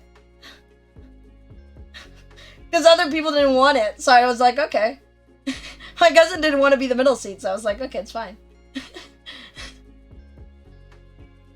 Liz shrugged, not losing any of her smugness. Keep telling yourself that, and I'll keep taking the window seat. With the window seat open, Liz squished herself into the car and shut the door. When everyone else was settled, Ma began to pull out. That said, of course, if you have the choice, you're picking the window seat. It's like, not that big of a deal as I remember it being at some point. Let's go. We're off! Liz crossed her legs, compacting herself slightly. She braced most of her weight on the door behind her instead of sitting up straight. It gave her a little more room. Hopefully we finish the journey. This car's almost as old as we are. Now. And it's still just as good as you are. All the complaining definitely means Liz is back. We're equivalent to this junker. Hey, I love this old car. You sounded like watch what was happening outside the window. I'm being badoom-jinged. So complaints ace. Mom turned up the radio as Mom merged onto the highway. The station was familiar, the normal soundtrack for when she had driven you and Liz around town. Liz bounced in her seat, enjoying the classic tune. The song would be old enough to vote at this point if it was a person. That was hard to believe. With Liz, the conversation livened up despite it getting later and later in the night. She told you all about her week and all the travel preparations she made. By the time she'd made it to the actual tale of travel itself, Liz started chuckling. Oh, Queen, you're right with quote-unquote old car. This is a very fancy car. Yes. Just look at it. And Liz started chuckling. On the plane, Liz had sat next to a couple of girls who had talked a lot about how well they could read people. Liz recounted a conversation with her in hilarious detail as they had apparently tried to guess her occupation after only shaking her hand. Neither of the girls could agree with one another, and Liz had refused to just tell them. However, the drive to your hotel was only so long. Eventually, your group arrived. You yawned and got out of the car when it stopped. Cove clambered out after you. Liz gave a loud sigh of relief at all the extra space she found herself with. You and Cove grabbed the luggage and then waved off your family after you said your goodbyes. After they left, you and Cove went to go find your room. Room! You scanned the key card to unlock your hotel room. It sounded out a soft beep, beep, and you turned the handle of the door. The door creaked open and you craned your head in to take a look. The first thing you noticed was the large king-side bed in the middle of the room. It was a prim, modern-looking space. It seemed clean and smelled faintly like floral air freshener. A smile played on Co's face as he watched you take in the place. The bed's nice, huh? Which one of us is gonna use it? You burst out laughing. You glared at him. Are you serious? Here we go again. Me, you can pepper yourself. You stared blankly at him. Burst out laughing. That is hilarious. That was a joke. Can we please share the bed? Yes. Thanks. I got a good hotel, didn't I? Yeah, you picked out a nice one. It's possible I guess we'll manage this. Thanks for handling this. I'd say it's nice. It's the same hotel I would have picked on my own. It makes sense you'd go for this one. Looks like your room at Kira's place. You nodded wordlessly in approval. Yep, you picked out a nice one. Who smelled like a big pleased puppy. You and Cove continued to chat as you settled in. You unpacked some of your stuff and checked out all the room's amenities. The casual arrived to a hotel room and checked the bathroom for like reasons of checking the shower just to see what the shower is like. And if they didn't forget to leave towels in, which never happens. They always leave the towels in, but it's just like knowing that they're there is a comforting thought. Will pointed out the mini fridge and started puzzling over what food could be ordered to the room. Is that a thing people do? Like, at least with like either me or like other people or like my family or whatever, we were at a hotel room, walk around the room, look at the room, sit down on the bed or lay down on the bed at some point during arriving. That's a must. Going into the bathroom, and then I usually end up checking the shower just to see what the shower is like.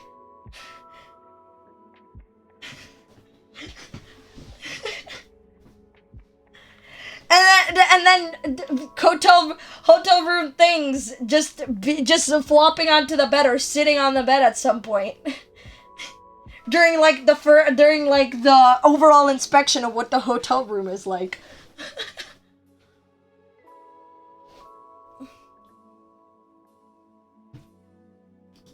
However, the fact was you both were exhausted. It didn't take too many yawns before you both changed into your pajamas and called it a day. You had to hunt along the wall to locate the light switch. Yep. When you finally found it, you flipped it off with a sense of triumph. Usually it's by the door, or you have, when you have the key cards, there's some that you have to turn on the light with a key card. So you leave there's a space for the key card by the door. You leave the key card on that little space and it turns on the lights. And then only with that on, you could turn on and off the lights. Which makes sense. It's a good way to not lose your key card, I guess, but... It's clever. It's a way to not lose the key card. And it's like near the door, so you always take it before you leave. So yeah, that makes sense.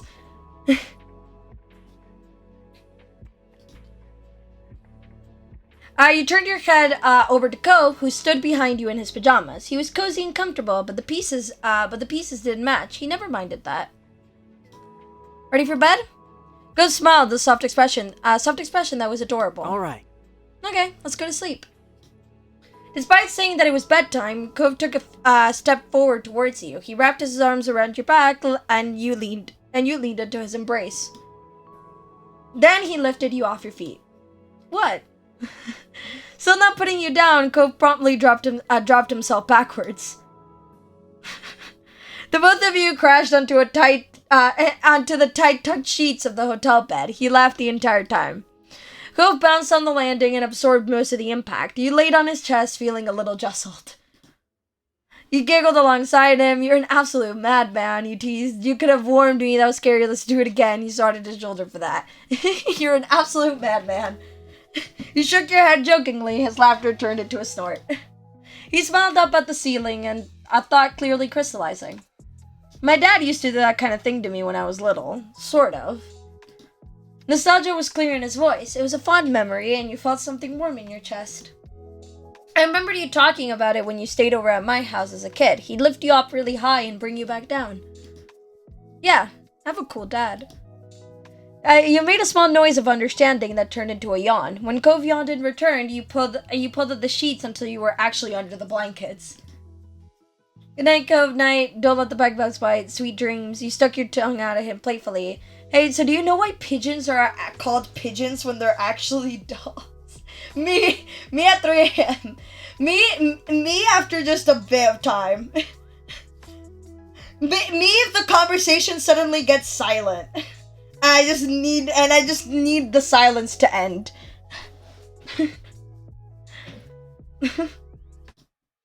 Then you kiss his nose, then you kiss his forehead, then you ruffled his hair, then you pinched his cheek, then you let him a sleepy grin. Yes.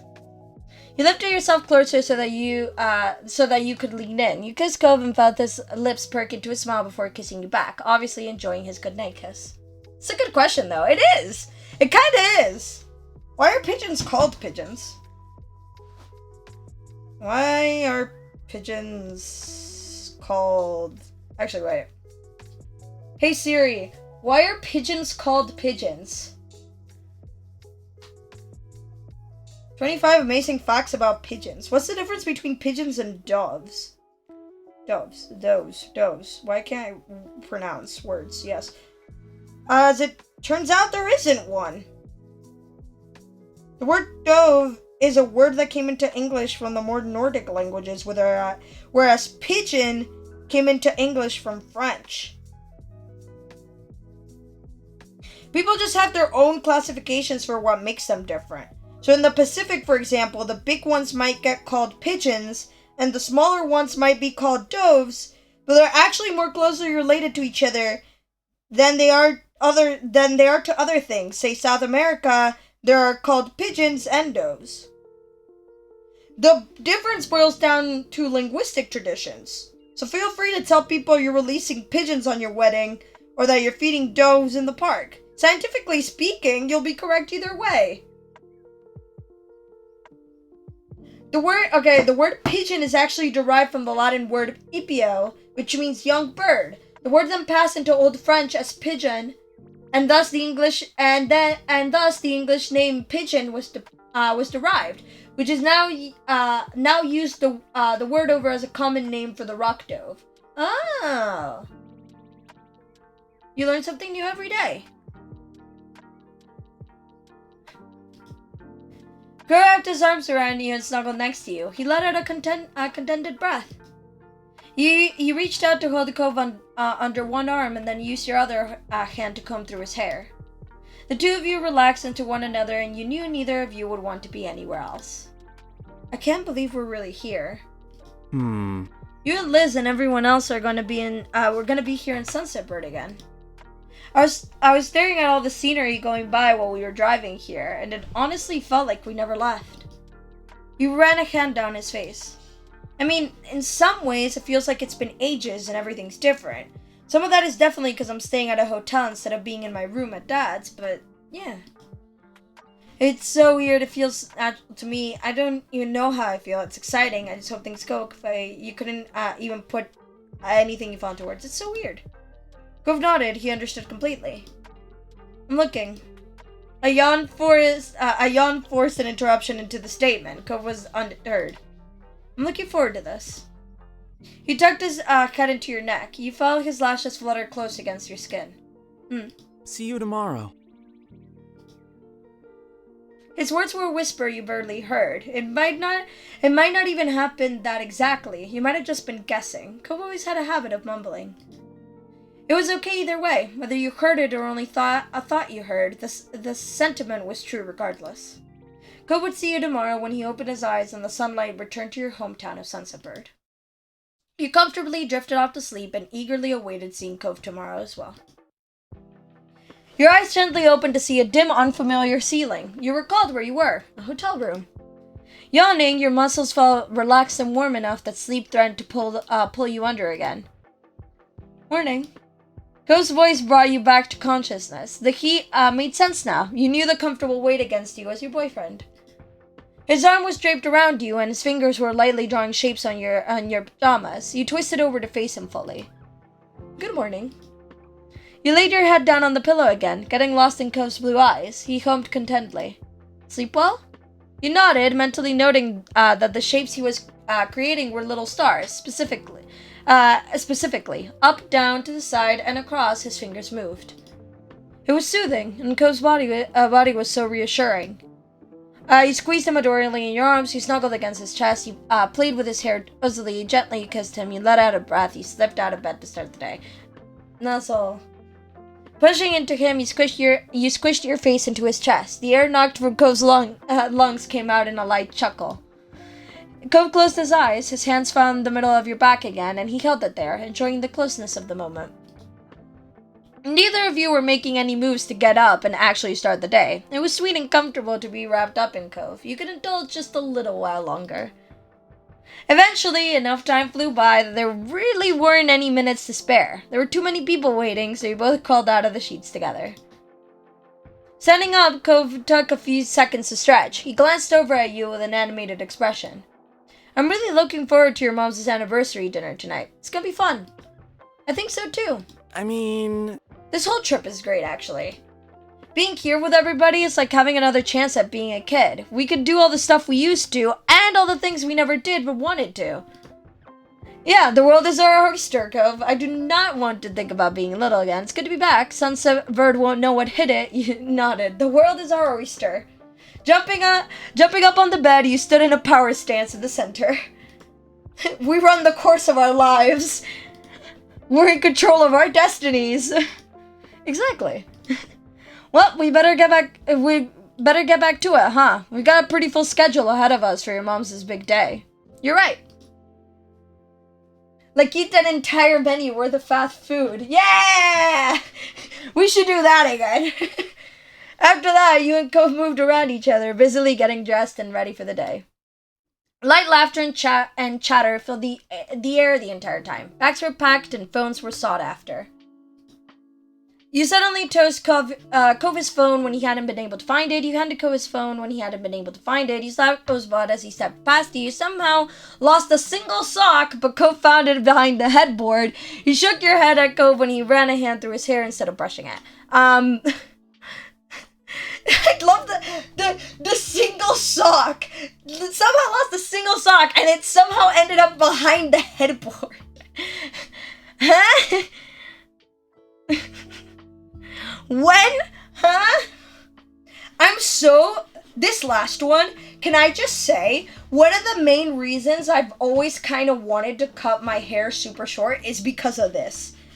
I want to not have to put so much effort into my hair. And I don't even have to put that much effort into my hair anymore. Like, there was a point in my life when I had my hair super long and super tangled. This was before any keratin. This was before cutting my hair. This was a long time ago at this point. It used to be an absolute nightmare. I would never, go through either that hair length again or not have,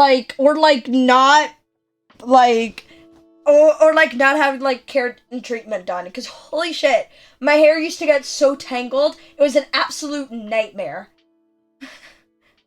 I do that. My hair is almost up my shoulders. I can't do that. My hair gets fizzy. And not even that much anymore. Again, my hair is my hair is, the healthiest and most manageable it has been in all my life. My hair is in its most manageable state it has ever been in. I still have to brush it. It takes no seconds at all, but I wish I could just go whoop, and yeah. I do that. My hair is almost at my shoulders. Wait, no, it is to my shoulders. Damn. Cub peeked at you out of the corner of his eyes. He combed through his hair slower this time, untangling a snarl with his thumb. Yes? Want to borrow my hairbrush? Nope. The brush was still out from you fixing up your own hair. You grabbed it and dangled it near Cove. His fingers were coiled deep into his hair, working out another knot. He made no move to take your advice, so he shrugged and left it to his methods. There was nothing else stopping either of you now. In minutes, you were hopping into your ride and heading back to the neighborhood. It was another beautiful summer day in Sunserbird. You couldn't resist rolling the window down so you could absorb it all during the drive. I'm taking a sip of water. Cove sat across the sea from you, near the opposite window. His gaze was locked outside, catching all the old landmarks the vehicle was passing. Your spirits rose even higher the moment you made it home once more. Anyways, as I was typing, I honestly kind of want to ride into a drive-thru and just buy one of everything, but I will never be able to because it's always mostly meat. True. I could never do it because I could never do it because of my own peaky eating habits. I would not be able to eat half of it, more than half of it. It's the type of thing where ordering everything sounds great in theory in my head, and then I actually think about it logistically and be like, no, that's a terrible idea for me to do. I'm that's a terrible idea. I hate almost everything.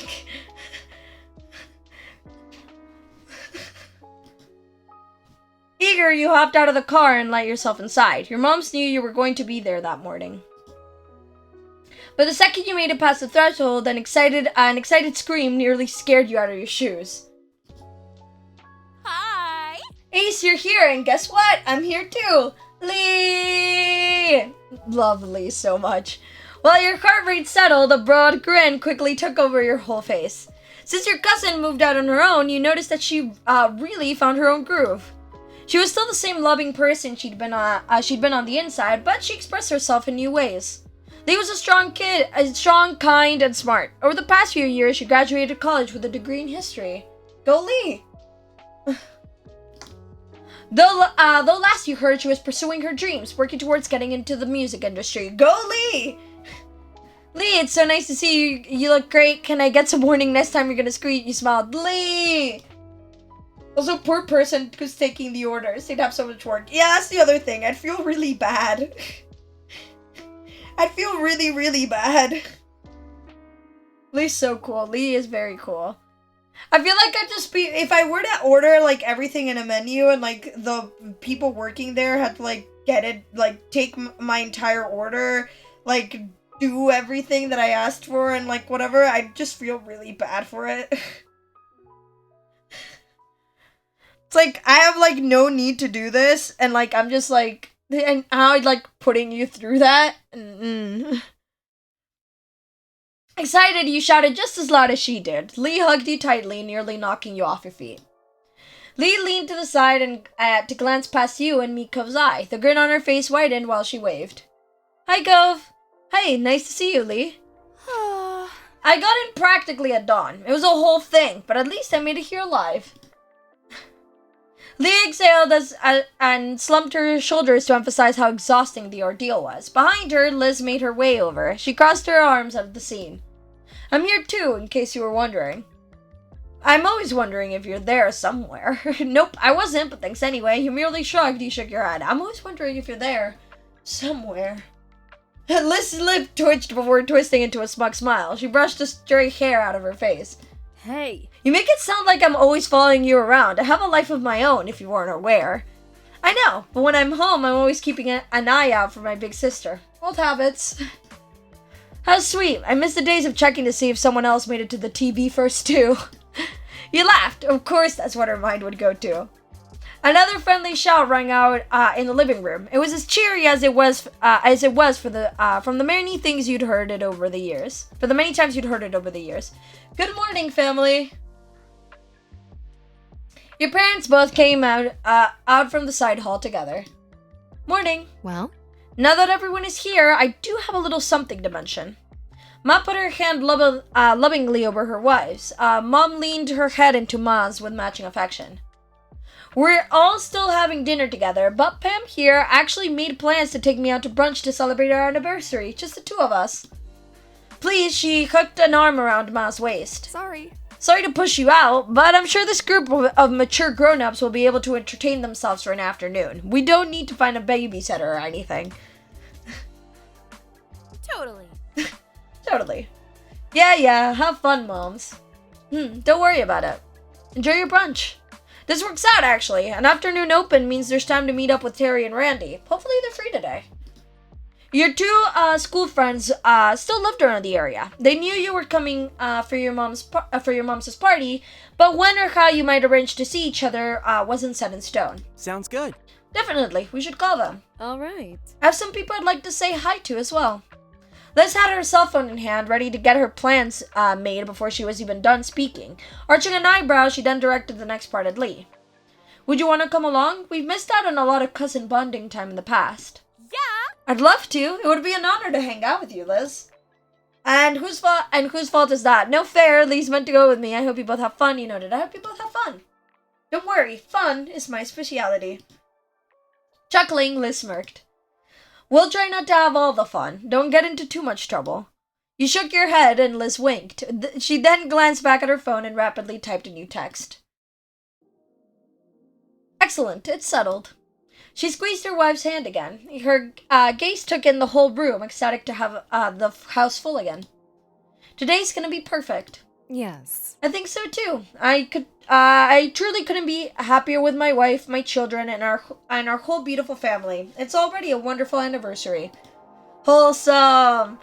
There were awes and sweet comments from the group gathered around the couple of the hour. Them. I want what they have. Seeing how your moms were, you couldn't help but hope that when you got to be their age, you could be as proud of your life as them. But Ma's attention then fell on you, and the look on her face twisted mischievously. A shiver shut down your spine. It is a very good time of year for marriage, don't you think so? There's just something in my throat.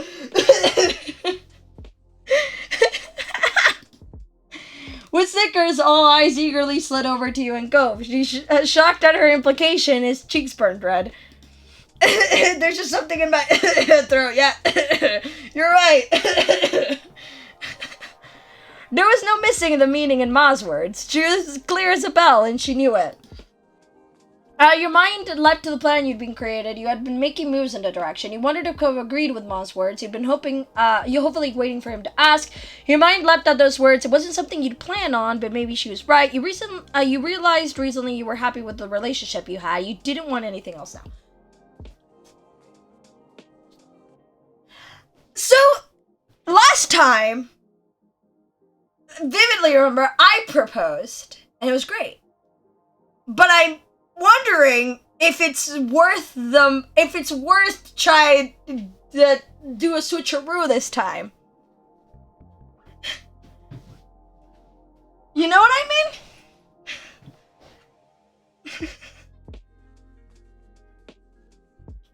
you know what I mean?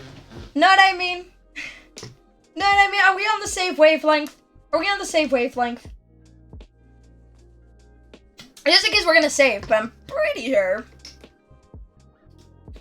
Logically. If I do this, you could do it again, but propose on the beach or something. True. But I'm just curious, though.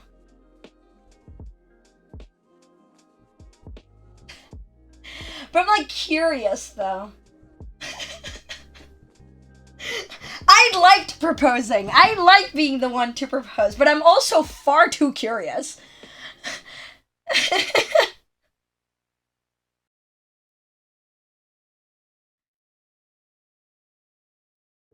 Yeah. I'm far too, like, I liked being the one to propose, but I'm too curious now. So, there we go. But you stared straight ahead, trying to conceal the marriage thoughts spinning in your head. The last thing you wanted was to pressure him into acting before he was ready. You caught Cove shyly rubbing at the slight scar that was still visible on his arm. His stuttering never quite reached full sentences. It instead turned into silence. Cove's brain was shutting down. Ma had sympathy for him. There. You don't have to say anything. It's just a little thing to ponder. At that, Cove's mouth snapped shut. With a stiff nod, he creakily glanced at you. If it was only the two of you here, you got the impression he would have had something to say. For now, a meaningful look was all there was. Right then, let's get back to what we were doing before that happened. After that, you enthusiastically began setting up plans to meet up with your friends. They were both able to come see you, having kept their schedules free for this, and you couldn't wait. Go was also speedily sending text messages. Since you conveyed the plan to Terry and Randy, you imagined that he was letting his parents know about what he was going to be up to.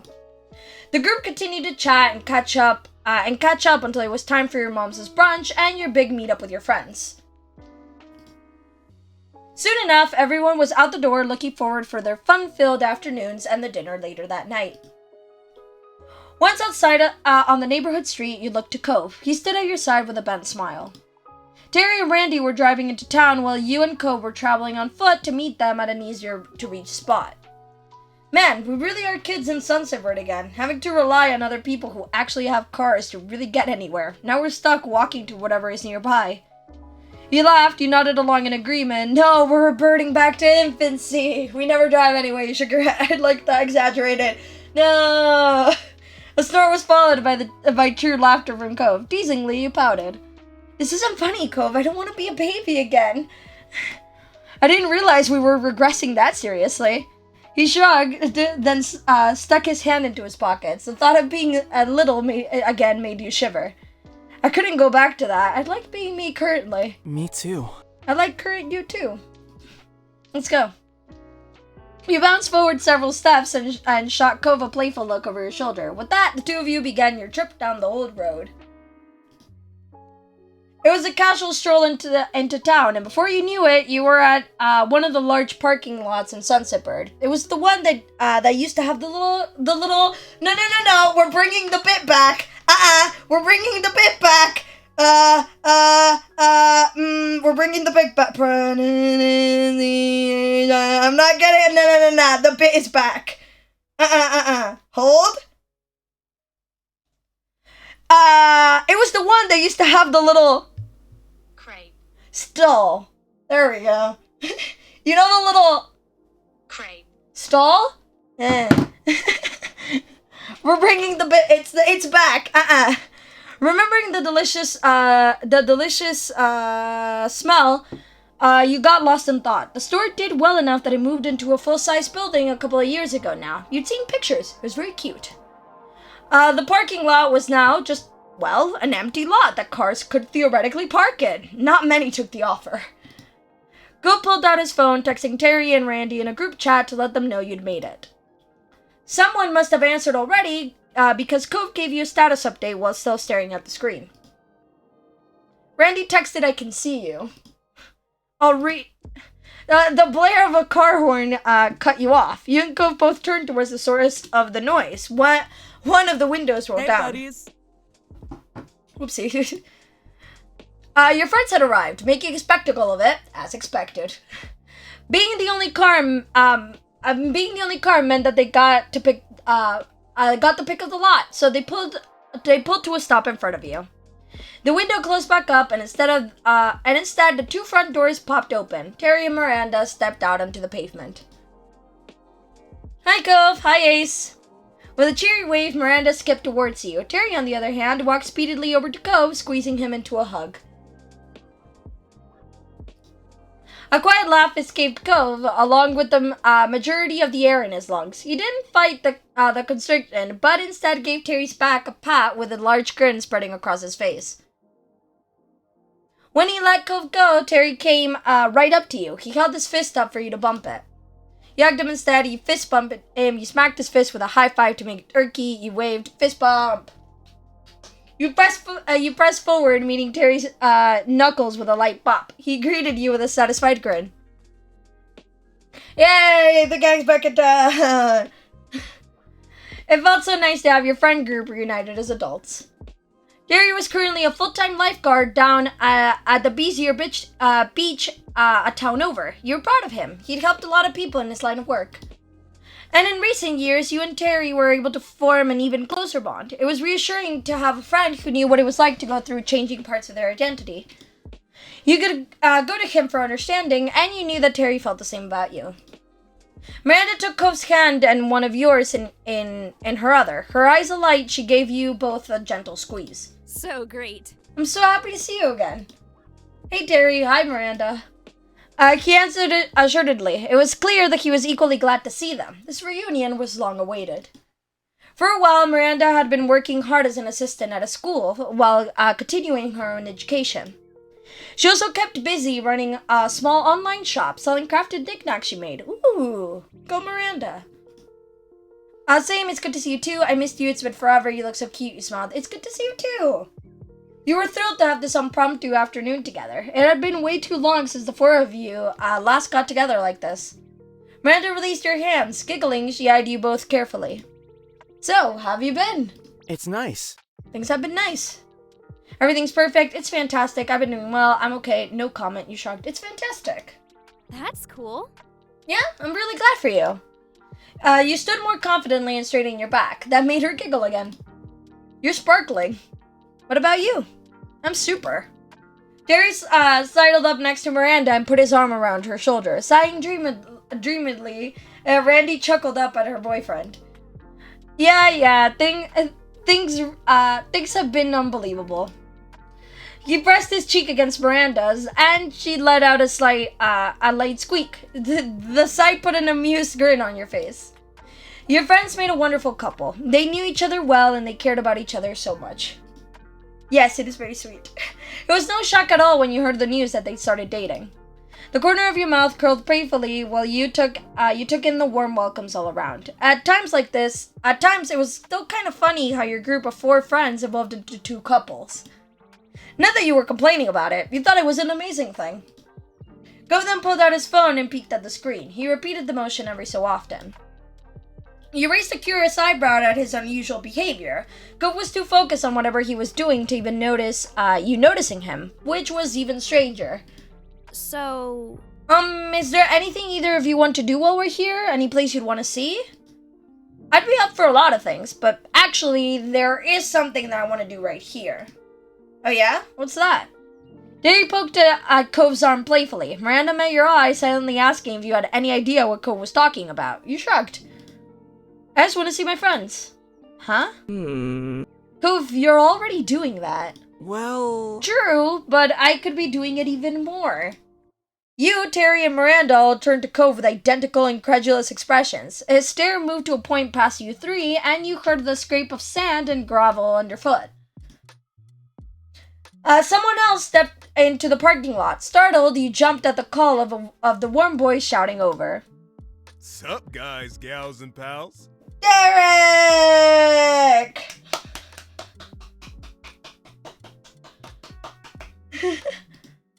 Running a hand through his hair, the person who crossed the lot was unmistakably Derek Suarez. He was beaming the whole way.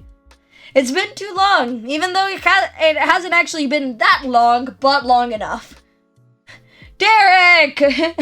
Oh, I'm so glad you're here. Oh man, hunk alert. You ran over and hugged him. You grabbed onto his arm excitedly. You waved at him. Derek!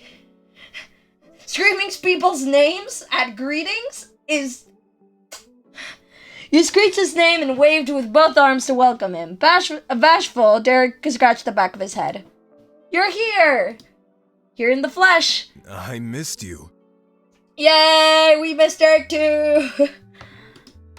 He spoke to you gently. You were thrilled just being there, reunited with him. Derek was a good friend of yours, and he had been for a long time. Hey. He waved over at Terry and Miranda pleasantly. Over the years, they all had met several times in passing, simply through being friends with the same people. Sup, big man? Hey, it's great you could come. Coop put himself next to Derek. Happy, he clapped a hand on his friend's shoulder. Hi, thanks for coming. Thanks. Of course, thanks for inviting me. Sheepishly, Cove looked back at you and the others. That's when it clicked in your mind. It wasn't his parents he was texting earlier. It was Derek the entire time. Derek is in town for a few months to help my dad and his dad with some work. Yep, I'm working on my own business thing too, but I'm still involved with running the scuba shop when it's called for. Thanks. Well, I did not mean to do that. There we go. Very nifty. Very nifty indeed. Humming, Derek elbowed Cove. So? But hey, we don't want to stand around here for my sake. What's the plan? Let's hit the town. Eager to get going, everyone piled into Terry's car. The rest of the afternoon was spent visiting spots all over Sunset Bird, laughing and reminiscing the whole way. Once it started to get late, Terry brought you and Cope back to the neighborhood. You didn't have to walk there after all. You didn't get out until promises were made to see each other again before your trip ended. Side by side, you and Cove stood in the street and waved at the car as it drove away. Terry tapped the horn for 2 honks while Miranda stuck her hand out the window to wave back. You caught Derek in the back window, giving you both a wide grin. Sighing, as soon as the car turned down another street, they were finally out of sight. Well, that was one party. Time for another. Ready to go see your moms? You glanced from Cove over to your childhood home quietly. Yeah. Anniversary dinner time! Spirits high, you and Cove crossed the distance to your house. It was almost time for the anniversary dinner. Yay, moms! You'd barely stepped over the threshold of the condo before Ma descended, eagerly welcoming you both. The usual greetings were followed by questions on everyone's well-being, after which the conversation moved on to excited chatter about tonight's dinner plans. Cobb excused himself to the restroom to freshen up before being on the move again. I love this shirt so much. It's so pretty. But when he returned, you were shocked to see he had entirely changed outfits. Where did that come from? I packed it with me so I could get dressed before dinner without having to go back to the hotel. Didn't you? Or maybe you have stuff still here at your mom's place? No, it's not a formal meal. Huh. But your mom's party, it's at the country club. Yeah, that's normal. We can wear what we always do. This isn't like those summer soirees where they were having a real party. We're only going for a regular meal. I still love this shirt though. It is so pretty. I love that the detailing doesn't only go on the chest, but it There's on the sleeve as well. I love it. I want this shirt in real life.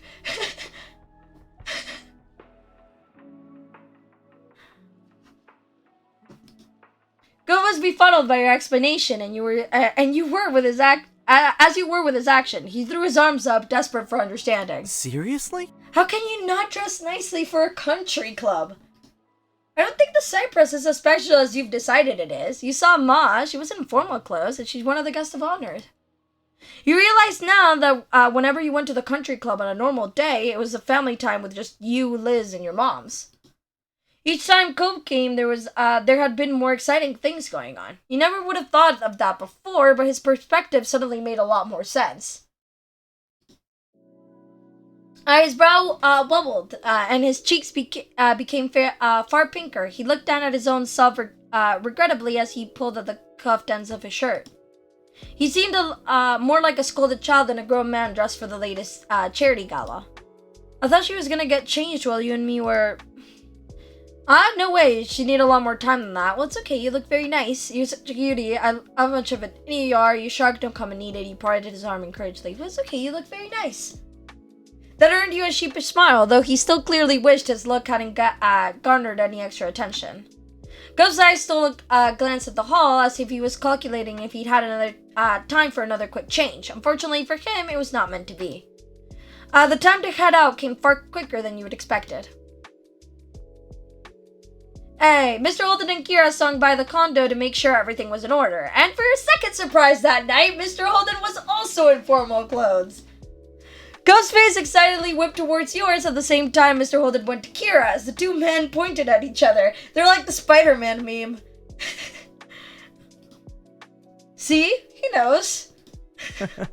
Exactly, sport. Kira was talking to me like I was crazy. The aforementioned Kira placed a hand delicately yet dramatically across her eyes. Clifford, our son only knows this because you're the one who raised him.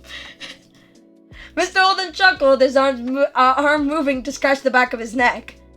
Yep, that's my boy. The ends of Co's mouth gently bent up. He truly was his father's kid in more ways than he even realized. They may be the only ones in the group, potentially the only guests of the entire club all seat up, but at least they can now take solace in one another. That looked to be good enough for them. All of the Pixel's family, as well as the honorary members, Cliff, Kira, and Cove, headed out at the same time to the Cypress. It was to be a perfect reunion. An impeccably smart host greeted you on arrival, smoothly leading the way to the set of tables reserved for your group. Once you'd all settled in, chosen drinks were poured into the delicate glasses. The food would be coming out later, letting you soak up the atmosphere for a little longer. Smiling, your parents faced the group of familiar faces, all gathered here together to share this special day with them. Wholesome! Wholesome! Mom reached over and took Ma's hand, clasping it between both of hers. Thanks. Thanks for being here tonight, gang. Marrying this lady right here is the best thing I've ever done, and there's no one else I'd want to celebrate that with. Yes, we're so lucky. Not only do we have each other, but we got such a large and loving family through all of you. Aww. Around you heard people saying, "Aww," like I just did, and chuckling appreciatively at the comment. Lee had clasped her hands tightly in front of her, her eyes shining. Your eyes met Liz's misty ones, and the affection she had for her moms carried over to you too. Aww! You turned your attention towards the happy couple just as they leaned in to kiss, smiling all the while.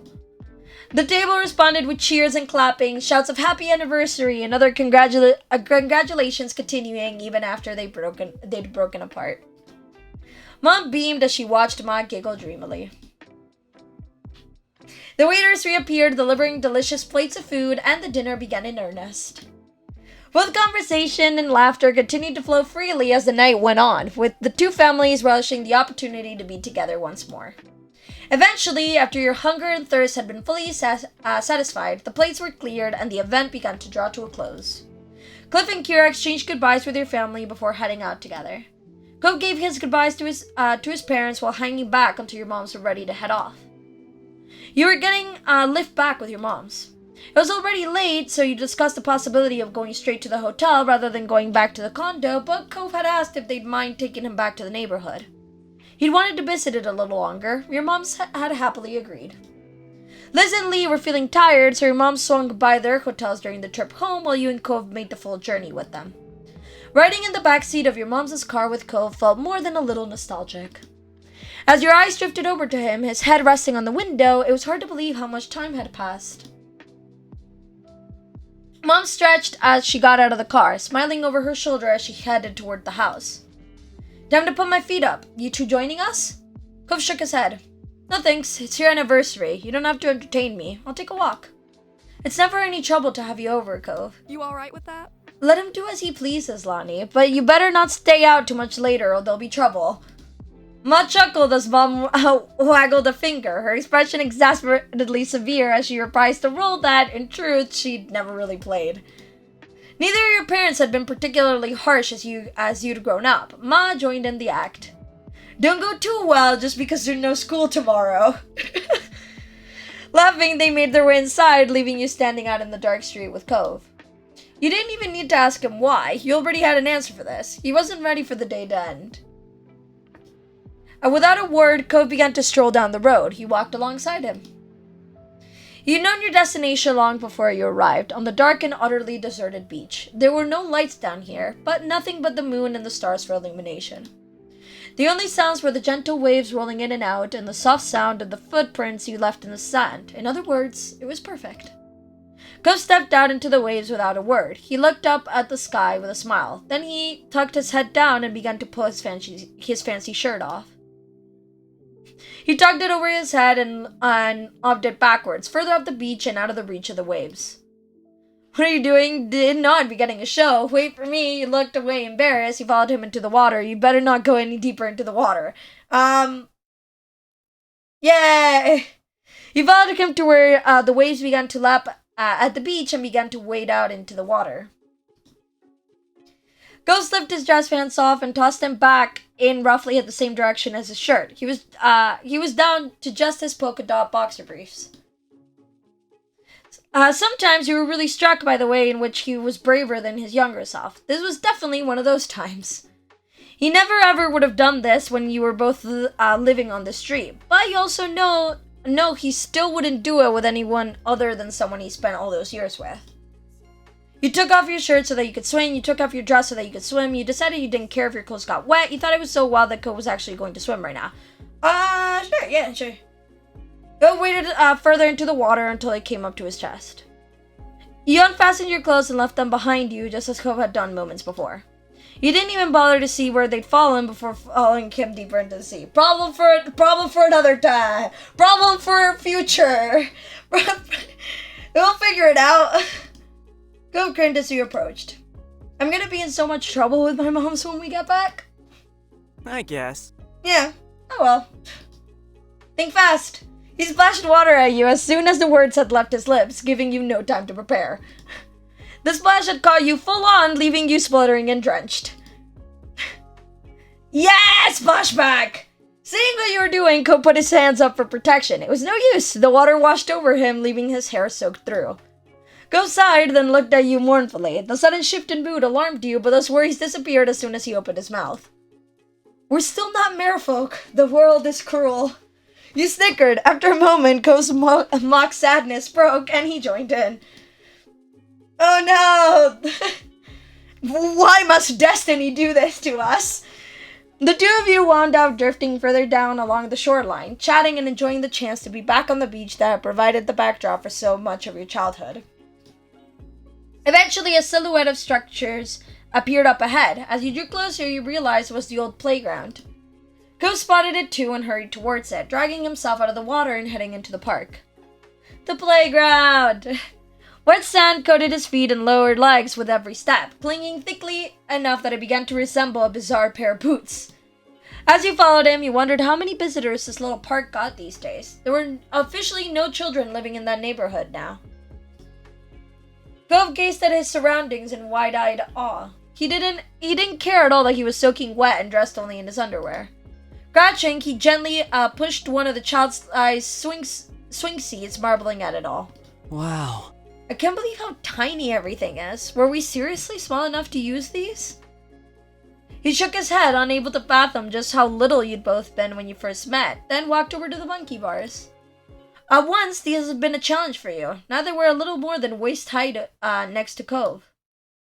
Then, Cove turned his back to the bars and hopped onto them with ease, sitting on them comfortably. You sat on the bars with him, you leaned against the bars, you stood in front of him. I'm sitting on the bars. It was strange seeing adult Cove juxtaposed with the baby playground, but you took your own place on the structure. This place had been something so exciting to Cove back when he first arrived, and apparently it was to this day. Cove smiled eagerly as you approached, kicking his feet in the air happily, briefly forgetting the low vantage point until the tips of his toes scraped along the ground. He continued to swing his feet, but with a little more care. You thought it was adorable. In this moment, you were home. It just so happened to be the place you'd grown up, but really, anywhere you would be with Cove was that for you. He had held a special place in your heart for so long, and so much of your life had been shared. You'd grown up on the same street, which had given you some common ground, but it went far beyond that.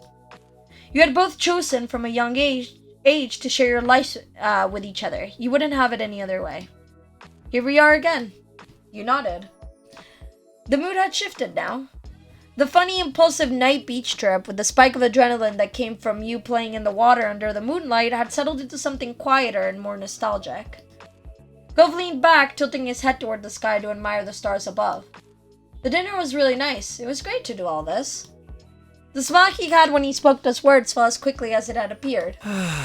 It went by so fast. We all came out here for the party and it's over. Liz, Lee, our parents, we'll all be going back to our own things now.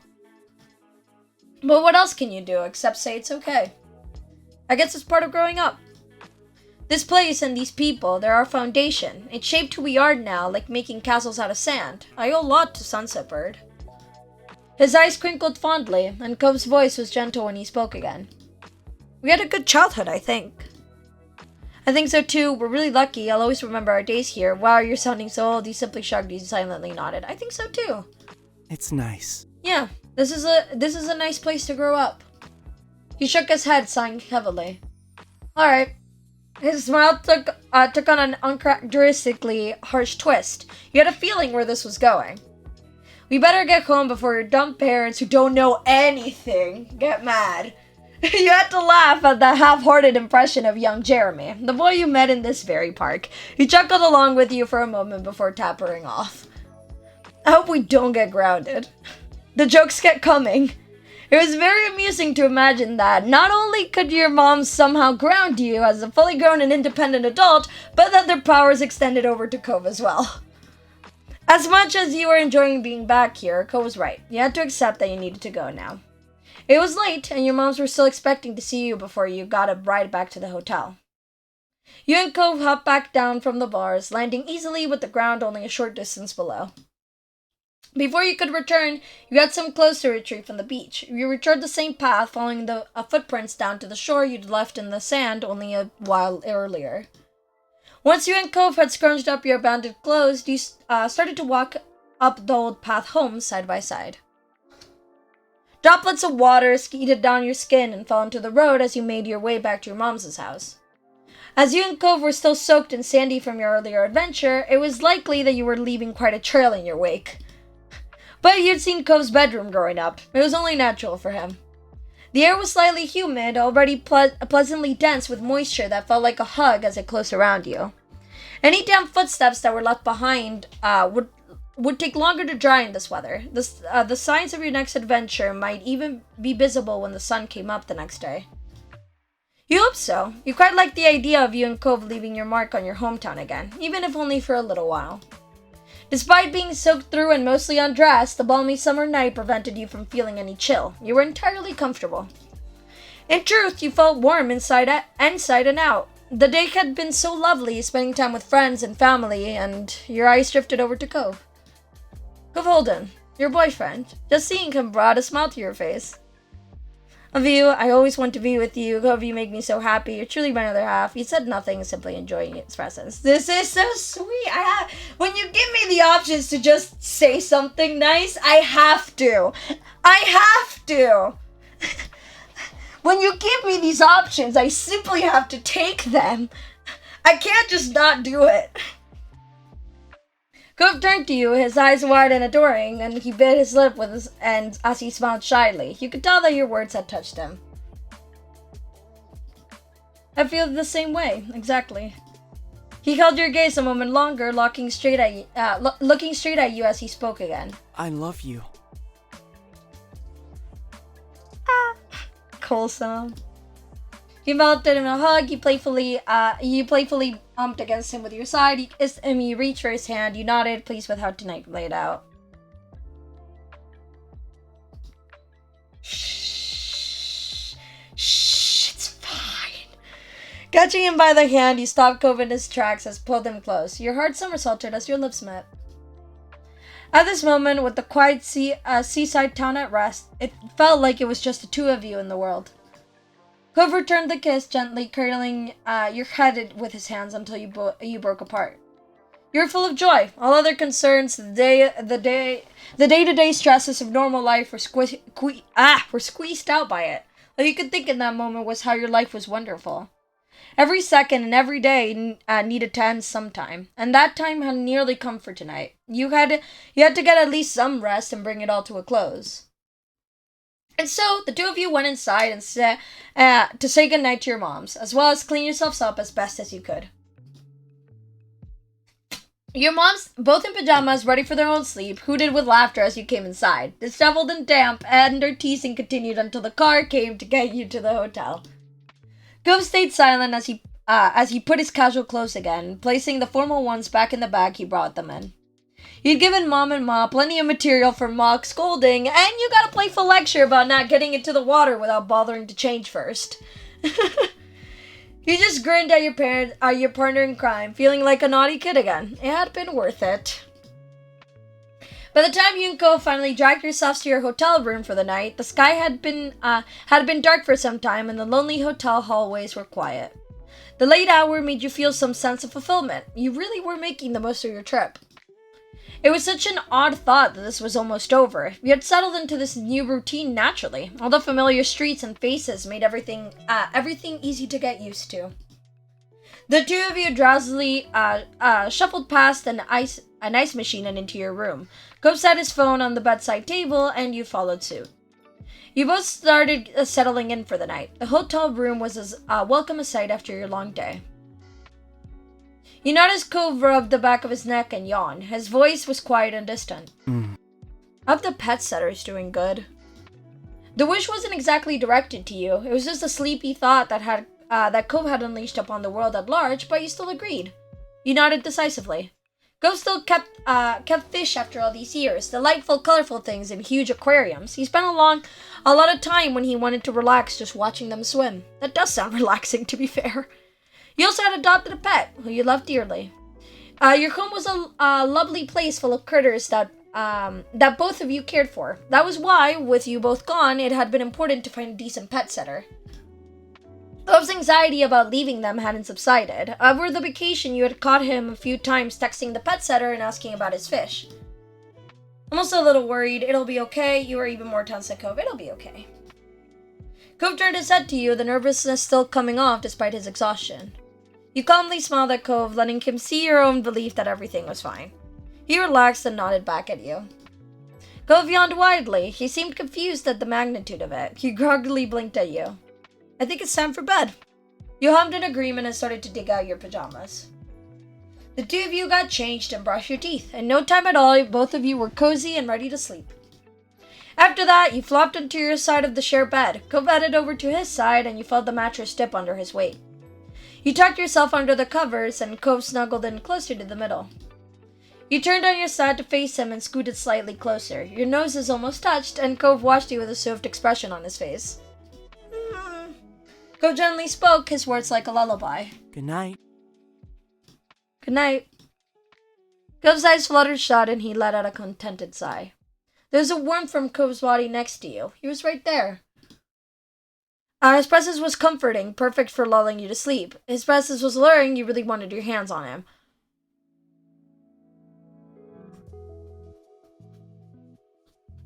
Shall we? I I mean, the opportunity's right there, isn't it?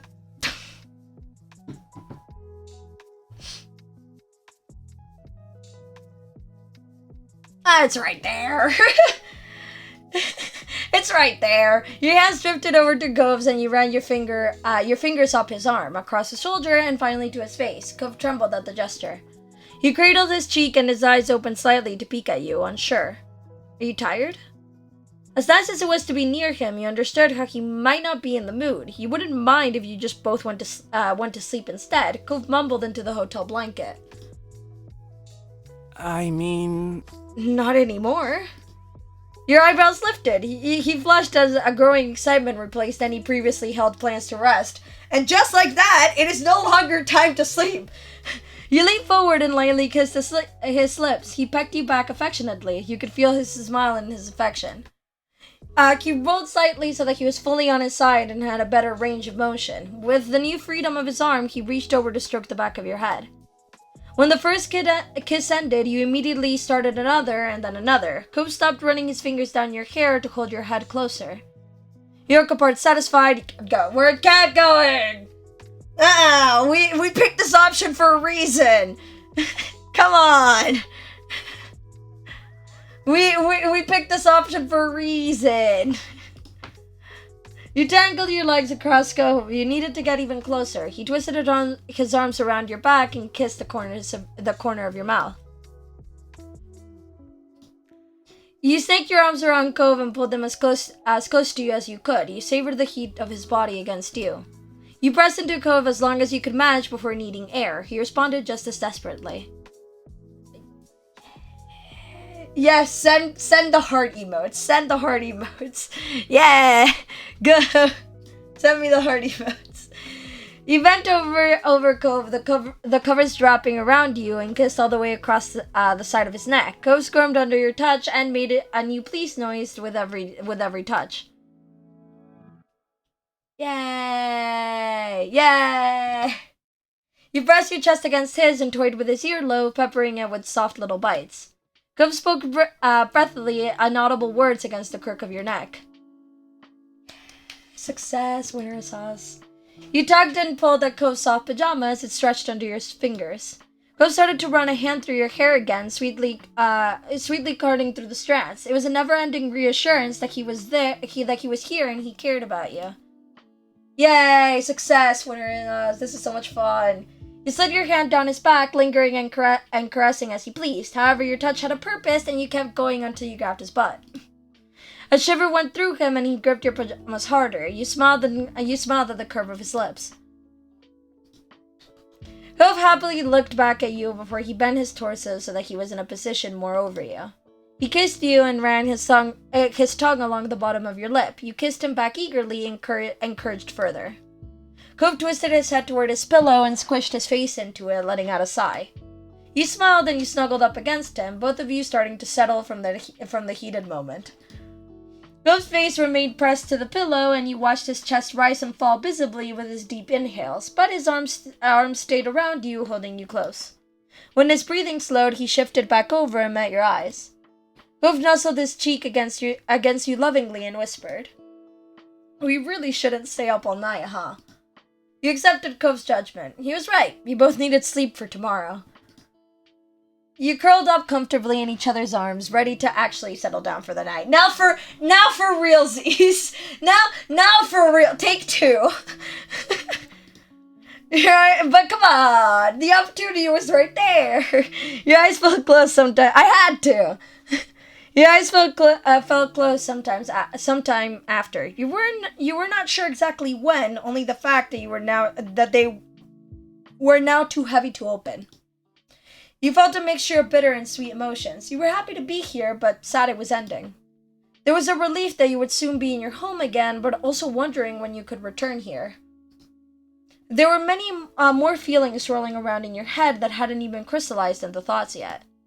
Paradoxically, you felt nice, but also confused, but then also nice from the confusion. In the back of your mind, you realized that you really must be tired. Unsurprisingly, your exhaustion did not give you too much time to muse on your emotions, and in what felt like seconds, you were already dreaming.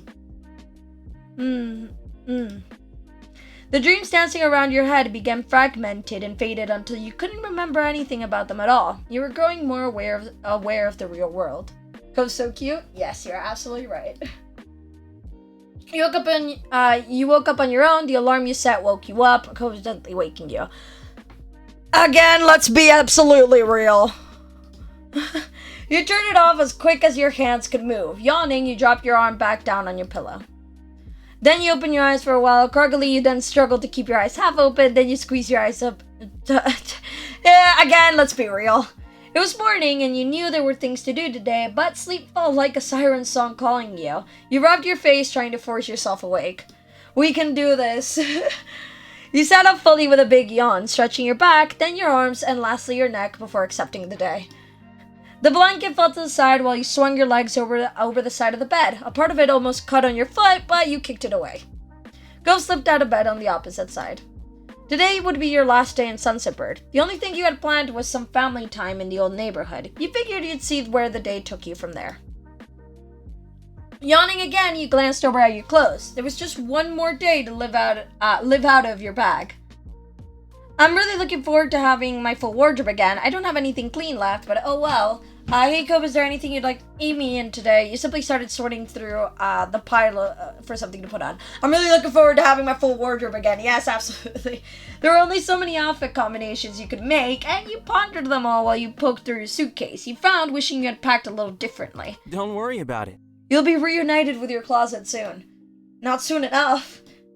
Alright, let's get things going. Our families are waiting. Nodding, you and Co swiftly finished getting ready in the small hotel room. As soon as you had your stuff together, and were ready to go, you were off. During the ride there, you and Cove decided to visit his dad's house first this time. When you got dropped off, Cove eagerly hopped out into the street with his eyes locked on his father's condo.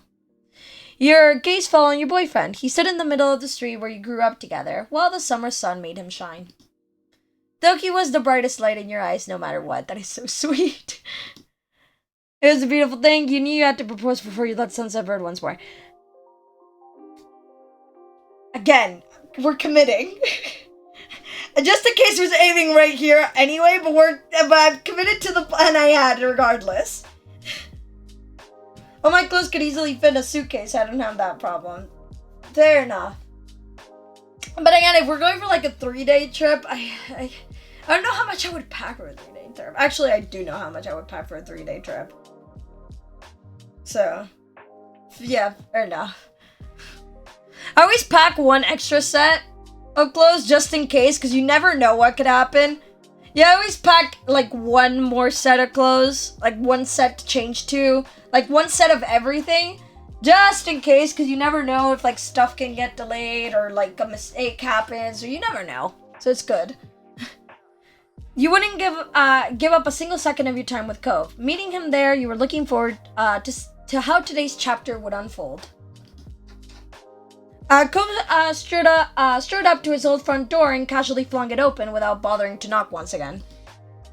You followed at his side as he poked his head in. You closed the door behind you both. Hello!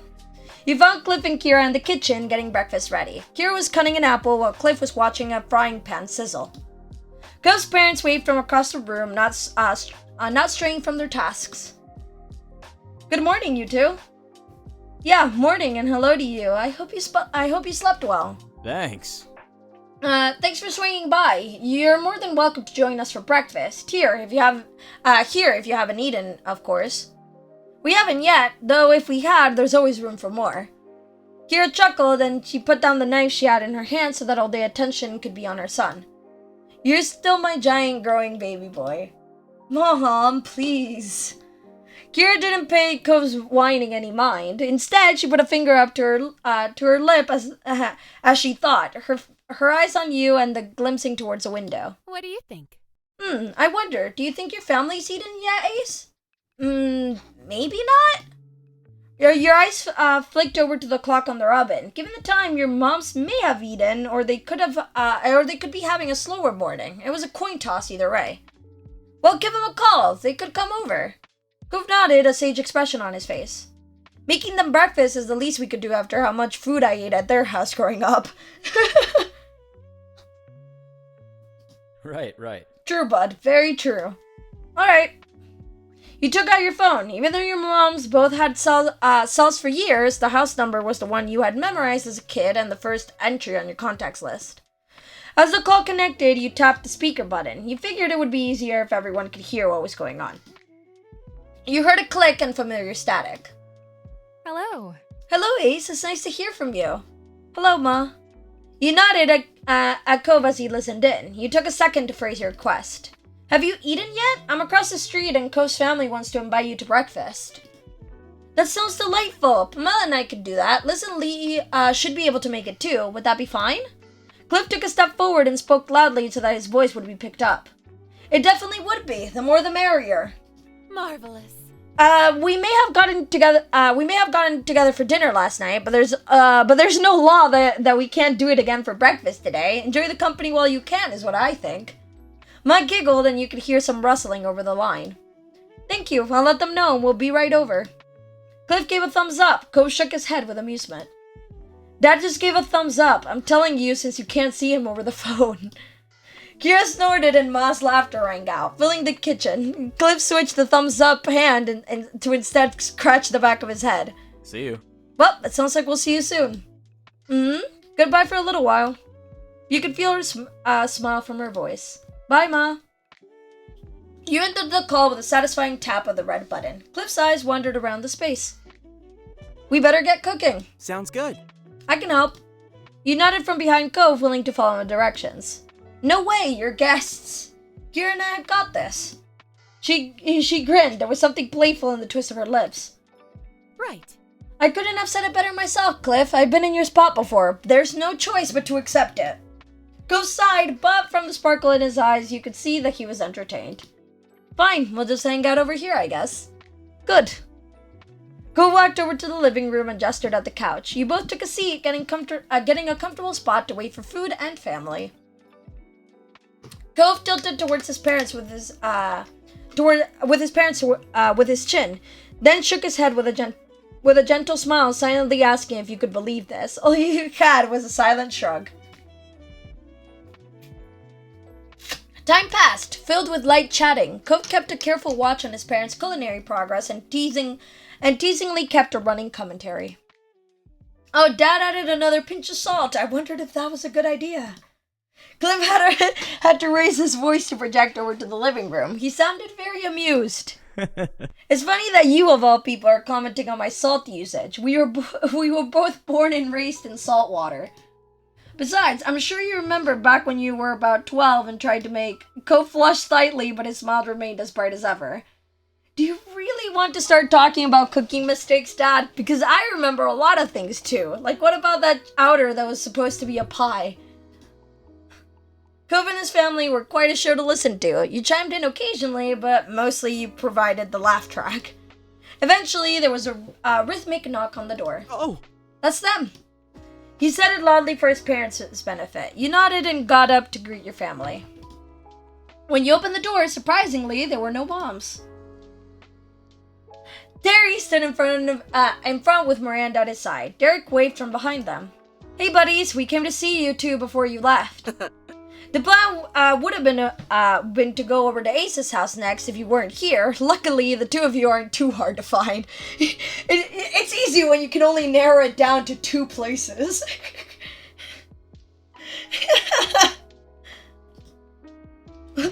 What he said, and hi.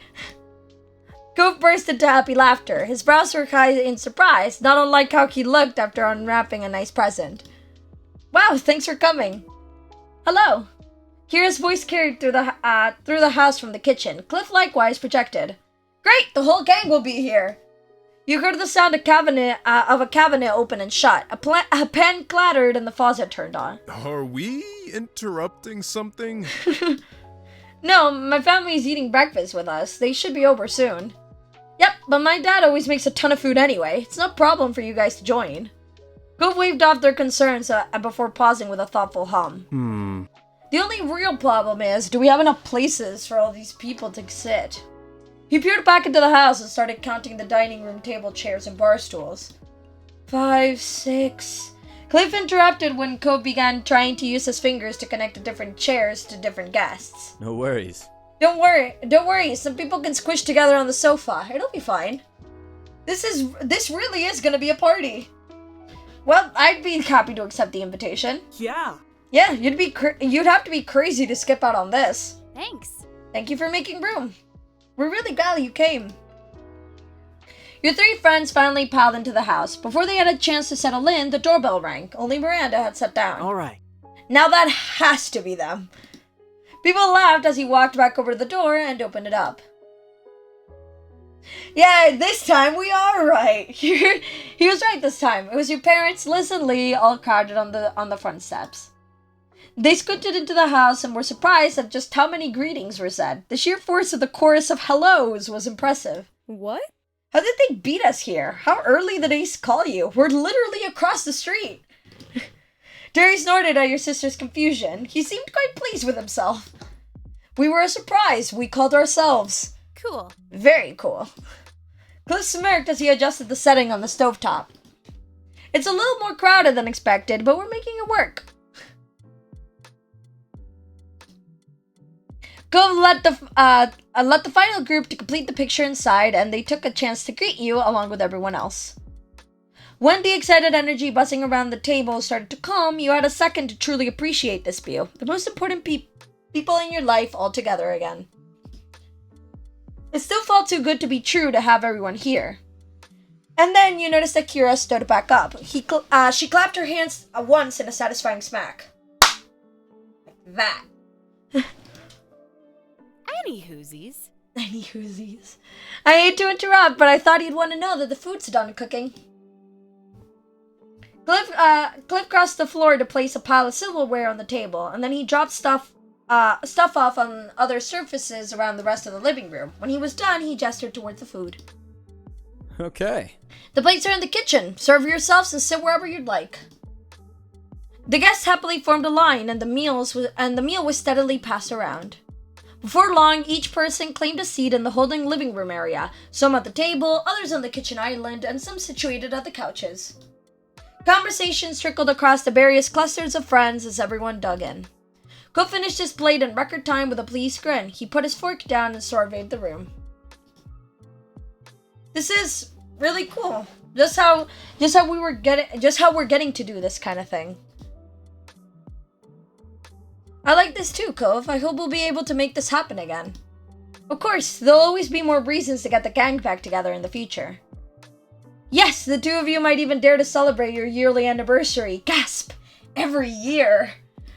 The smirk on Liz's face grew only wider as your mom giggled at her teasing. Ma shook her head, chuckling softer now. Shush. True. Honestly, we just might. You made a good point. It does come around every year.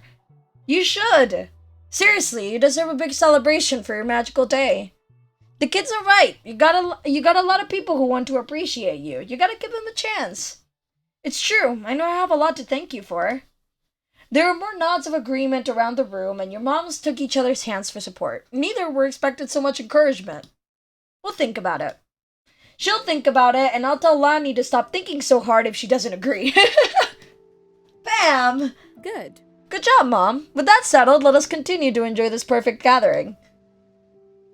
Agreed. Actually, you want to know who else it would make this extra perfect? No. Agreed. There was a playfulness in Kira's stare as she scanned the room. She slowly placed her index finger on her chin. Now that I think of it, there's something I haven't done in a while. Eyebrows were raised at Kira's incomplete thought. She was wordlessly urged to continue. Kira didn't hesitate. Look through all the photos Cliff has here. Wouldn't that be fun for all of us? What? Mom, why would you say that? Practically all of those photos are of me. Very cute. And that's why embarrassing my baby boy is just one of the perks of being a mom. Very true. I think it comes in the contract. Much to Co's dismay, his mom was thoroughly entertained at his outburst. She winked in your direction. Meanwhile, Cliff eagerly stood up with a wave of proud affection for his son and completely missed Kira's teasing intent. Oh. I think that's a great idea. Anyone else interested in the pictures? Yeah. I am! Lee shot her hand up before Cliff could even take a full step. Terry and Miranda snuck each other a glance before nodding with matching grins. That sounds swell. That's fantastic. That would be lovely, Cliff. Mom tried to hide her amusement behind her hand, but she couldn't stop the snicker that slipped out. Oh boy. I've seen them all before, but they never get old. I want to see them. You shrugged nonchalantly. You nodded for a go if everyone loves to pick on you. Yes. Mr. Holden gave you a thumbs up, nodding your contribution. Gove buried his face in his hand and sighed slowly, his shoulders deflated in defeat. Fine, we can take a look. Everyone happy with picture time? Yay! Fun. Yes! They both excitedly raised a fist in victory. Smaller cheers from your friends and family worked their way around the room, and even you bounced up to your feet excitedly. Mr. Holden flipped open his faded album of physical pictures. He held it up to his face. The corner of his eyes crinkled, and though the book covered much of his face, you were certain he was smiling fondly. But he didn't keep it to himself long. Laying the family album on the dining table, you and the rest of the party gathered around to get a peek. Oh, the first picture on the first page was Baby Cove in a cute little onesie. There were several coos and ahs from the group, and Cliff's eyes were shiny with tears as he sniffled. He's grown so much. Oh, was such a cute kid. There's Arling Angel, nice onesie Cove, how precious. Even as AB, you looked unimpressed. You smiled, enjoying the view. How precious. At that, Cove's pout twisted into a shy smile. Your grin widened as you reached out to grab his forearm. Do you even realize that you were the cutest baby? People say that about every baby. His answer was mumbled and accompanied by a roll of his eyes. Pressing your lips into a hard line, you firmly shook your head. You then lightly reached up and pinched Cove's cheek. I have eyes, and they've concluded that you were the most adorable baby. Cove lightly swatted your words away. Despite his attempts to deny your claims, there was a happy shine to his whole demeanor. After breakfast and the photo showcase, everyone decided to stick around. Hanging around Mr. Holden's house turned into taking a walk around the neighborhood, and then for lunch you switched over to your mom's condo. We're just going house to house. It was a really good time, enjoying each other's company, but eventually the sun began to set and there was nothing else to delay your friends and family from going home. Inside your mom's house, the home you had been raised in, the group was taking their time saying their goodbyes. It was tough for you, your family, and your friends. You knew what was weighing on the mood. It might be some time before you'd see one another again. It was a pleasure having you all here, and you're all welcome to come around again, anytime. Mom wrapped an arm around Mom with a light chuckle. Mom leaned her head gently into her wife, and they both beamed. I appreciate it. Absolutely. I know we're all adults with our own hectic lives, but we appreciate the time taken to visit. Snorting, Liz crossed her arms. She leaned one hip to the side while her lips curled teasingly. You make it sound like this was such a struggle. Some of these people still live here, and it was a vacation for everyone else. Even so, it was very thoughtful, and I hope everyone has a safe trip home. Garrett clapped a hand on Cliff's shoulder. He was puzzled as she leaned in so he could hear her. That means you too. It's dangerous crossing the street. Remember to look both ways. Oh no. Hey now. Yeah. Good luck with all the important grown-up things I'm sure you'll have to do when you're all out of here. Definitely. I'll give updates next time something exciting happens. Or something lame so I can bend about it. Yeah! Lee gets it. How nice. I'm glad Lee won't be forgetting the little people. Never ever. I'll keep in touch too. Very nice. You better. Well, me and Randy aren't going far, so we can keep an eye on the town for the rest of ya. Nothing will get past us. Right, we'll make sure everything's okay. No need to worry at all. Thanks. That's kind of you. Miranda and Terry gave each other pleased smiles, already committed to their self-appointed task. Derek scratched the back of his head, wearing a pensive look. It's always sad when I have to leave this town. It happens too often, but at least there will be people looking out for Sunset Bird. That makes me feel better about it. After a pause, Mr. Holden gave the younger folks a thumbs up. Great. That's all great. You got a lot to be proud of, and a lot to be looking forward to. Well said, Cliff. I'm thankful that I've been privileged to witness the growth you've undergone over the years. You've each matured beautifully. Cove was touched by his parents' words and struggled to come up with something to follow. Yeah, it's been good seeing everyone. No one had taken a step yet, and you couldn't put this off any longer. It was time to say goodbye. Bye-bye, I'll see you again. I'll miss you. This was fun. Thanks for being here. I'm so glad we got to do this. Me too. Today was even better than I imagined. I don't know what we're gonna do without the kids around. I know, they keep us young. We're not that old. Some of us still got it. She winked at Cliff teasingly, and he shook his head. Both of your moms laughed at that, and you caught several more cracks of smiles among your friends. Afterwards, there was more sniffing and hugs, a lot of hugs. Then people started trailing out into the street, seeing others off. Your friends and family got into their cars and left the neighborhood. By the time things had fully settled, you realized the sun had set. Earlier, you and Cove decided on having a car pick you both up. Neither of you wanted to bother your parents after such a long day. It would be a little while longer before they would be there, though. It was the right choice, as both set of parents shot you weary looks. The forest seemed ready to call it a night. It didn't take either you or Cove very long to assure them that it was okay to head home and go to bed. With one more round of good nights and goodbyes, your families returned to the condos. Then the only people left on the street were you and Cove. Cove closed his eyes, humming happily while he waited for it to pass. He stared up at the sky. The moment was comforting, but suddenly your face scrunched up, bemused. Something was wrong, something that made you feel somewhat empty. And then it dawned on you. Your wind chime wasn't there anymore. The feeling of the wind washing over the street just wasn't right without the familiar tune. The wind chimes! Ah! But you had taken it with you in the move. With a bittersweet smile, you knew that you'd be able to hear it again when you got home. The wind chimes! My heart. Joe's hands were in his pockets, and his shoulders were relaxed when he caught your attention with a tilt of his head. So... Can you guess what I'm thinking? Well, at that moment, you were in the neighborhood you grew up in together, with some time to spare. Your mouth curved into a soft smile. You could see the happy glow in Cove's demeanor, and you had a feeling that there was an easy answer. Are you thinking about the fireflies? Right. You want to go to Poppy Hill before we leave? Always? That's a blast from the past. The wind chimes, yeah. There was an eager bounce in your step as you and Cove crossed over towards the hill behind your mom's house. Side by side, you stared out at the view in awe. The fireflies! As you imagined, the hill was dotted with a glowing firefly light. It perfectly reflected the memories of childhood held closely in your mind. Cove sighed contentedly, seeing them across the hill, weaving in and around the blades of grass and the stars above. Eventually, Cove moved his attention back to you again. There was a dazzling brightness there in his expression that quickly morphed into something more mischievous. Want to catch one? He asked, raising a curious eyebrow, but then he didn't wait for you to respond. Cove bolted off after the first firefly that happened to dart past his nose.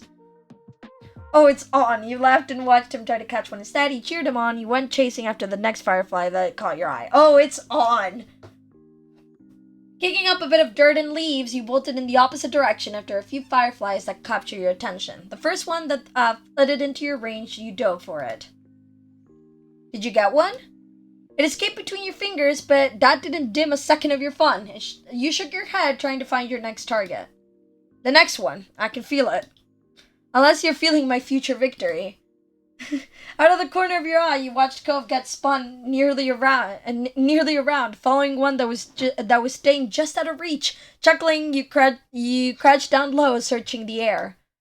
The pursuit for fireflies continued until a handful had been caught. Cove crossed over to you with a bright grin that could rival every twinkling bug and star around you.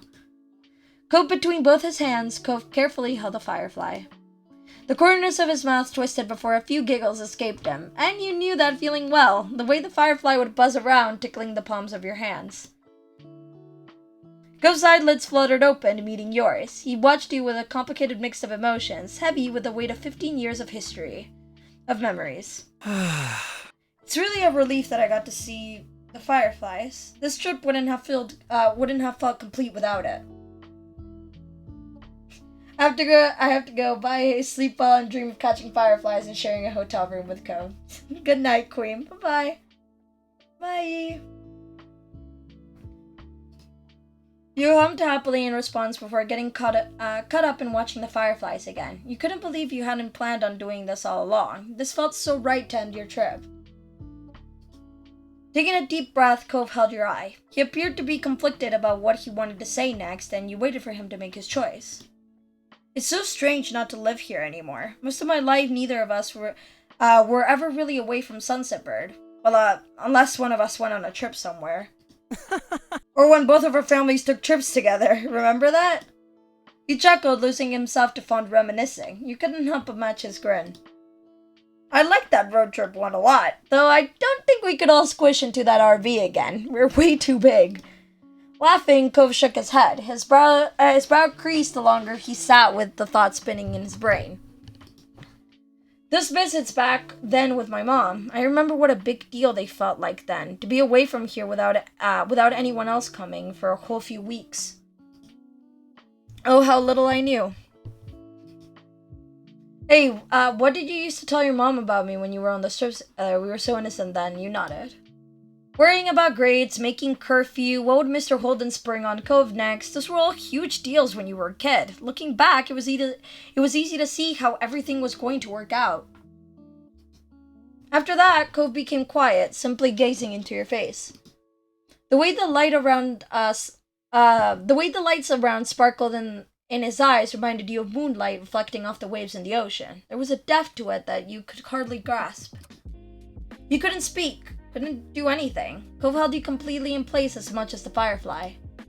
Seconds ticked by and you could visibly see tension building up inside your partner. There was a tremble in his stance, a crease in his face, and a darkening red color appearing on over the cheeks. He breathed in slowly through his nose, squaring up his shoulders as he did. Okay. And then he released the firefly back into the basting night. It flew up around him before darting away into the sky, but your gaze was fixated on him. He stood taller than before. Suddenly struck with emotions, the words cracked in Cove's throat. He smiled widely and continued on. I remembered what happened when I got here, the very first thing that started off our whole history together. The ends of your mouth quirked up to match Cove's bent grin. No. Of course, it was that your dad came up with. Right. Right, that's master plan to pay you to be my friend. That exact point of your life was held safely in the library of your memories. The scene, the sensations. It was still something you could never forget. Not because of what it was, but because of where it took you. The journey that began in the moment that and brought you to where you stood now. The mischievous expression on your face softened from the warmth coming over you just thinking back on it all. Ko was buoyed by the reaction, and he continued to say what was on his mind. So... And do you remember what happened when I found out about that 20?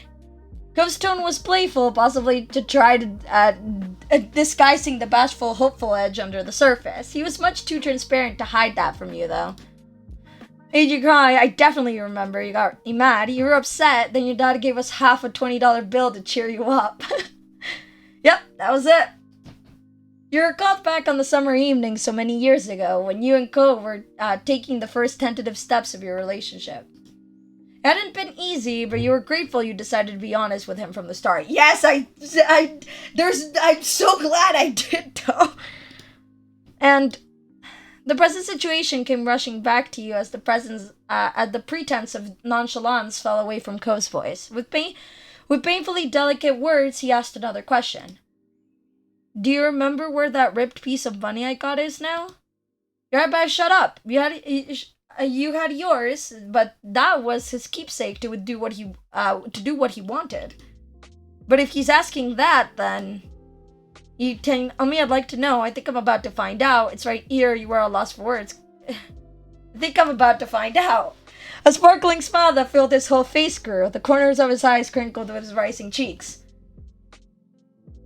The $50 bill! Ko silently reached into his back pocket and pulled out a faded, ripped $20 bill. He held it up in front of you with a gentle, loving expression. You still have it. Of course. I always keep it in my wallet. It's irreplaceable. This is so cute! I thought about a lot of things that day I got this. About Dad, about the move away from where I was before to where I was then, and about you. He closed his eyes, sorting through all of the emotions you were certain were swirling around inside him.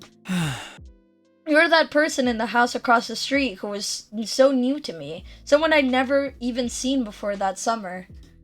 But somehow, to me, you felt truly there. Seeing you, talking to you, being around you, and ended up being a natural part of everyday life so far. He had been speaking to you so familiarly, so sweetly, but then his tone became hard. It was more serious than you'd ever heard in your long history together. Ace, this 20, it tells the truth. You're my other half. You have been since I was 8 years old. Help, I can't. Cove. You may not have said it directly, but you had gotten the message clearer than if he'd shouted it from rooftops, and Cove knew it. I'm like melting down. I'm like leaning back on my chair. I can't do this. Cove's legs shook despite talking straight. His entire body had gone rigid. He winced while trying to force his joints to actually move. Your feet remained locked in place, churning in your own sea of emotions, giving Cove the time he needed. Ultimately, Cove gracefully dropped down onto both of his knees with a muddled thud. His head hung low in embarrassment as he clung onto your hands to stop from falling over entirely. Cove mumbled what you thought was an apology, though how he carried himself meant it was directed at the ground. You still couldn't move from that spot. Keeping a tight grip, he was able to awkwardly shift a leg lower so that he would be propped up on just one knee. There was a pause.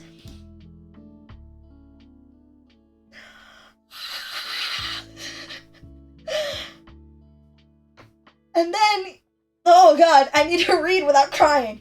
And then he looked up at you with his eyes as blue and wide as the sea and just as wet. He released your clothes to instead put his hands over his heart. I'm out. Ah. In a small, fragile voice, he spoke. I love you. You mean so much to me. I don't even know what life would be without you. My hands are shaking! I just realized when I went to hold the mouse again that I'm actually shaking. Tears fell heavy and the words dropped out as painfully. Sorry, have I ever been able to handle a major romantic moment in our relationship well? You don't have to answer that. He laughed breathedly. It was almost more of a wheeze. I'm shaking so hard! Oh my god! I've never made things easy, especially when growing up. Life was so hard for me, and so I made things harder for everyone else. But you were always so good to me, no matter what. And I've loved you for so many years. He continued to sniffle as he made a new false continuations of unintelligible stammering. Eventually, Ko found what he wanted to say next. Thank you for being my partner. Thank you for putting up with me when I'd panic about stuff outside of my control. Thank you for taking me to that fancy summer soiree even though I was so awkward. Thank you for being there for me when I ran away from home. Thank you for never minding when I'd sneak over to your house through the window. Jove's eyelids squeezed shut in an attempt to stop himself from rambling further. You couldn't help but chuckle at how precious he was. You had to hide your face bashfully. You continued to cry. You didn't know what to do with yourself. You had to stop yourself from interrupting. You were so touched already, but wanted him to finish. Yeah.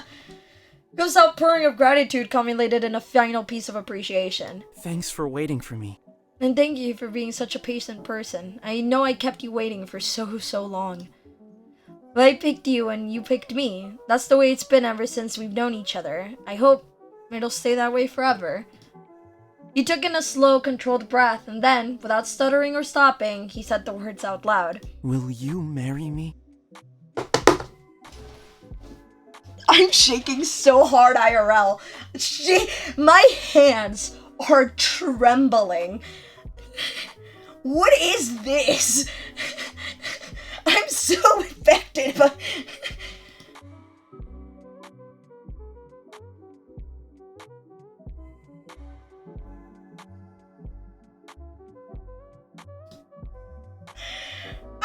Cove glanced forward, catching himself with his hands before falling face first into the grass. The poppies around his face fluttered from his grand sigh of relief.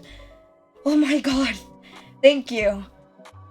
Eyes filled with fresh tears, he lifted his head back up to smile at you with all the love in the world.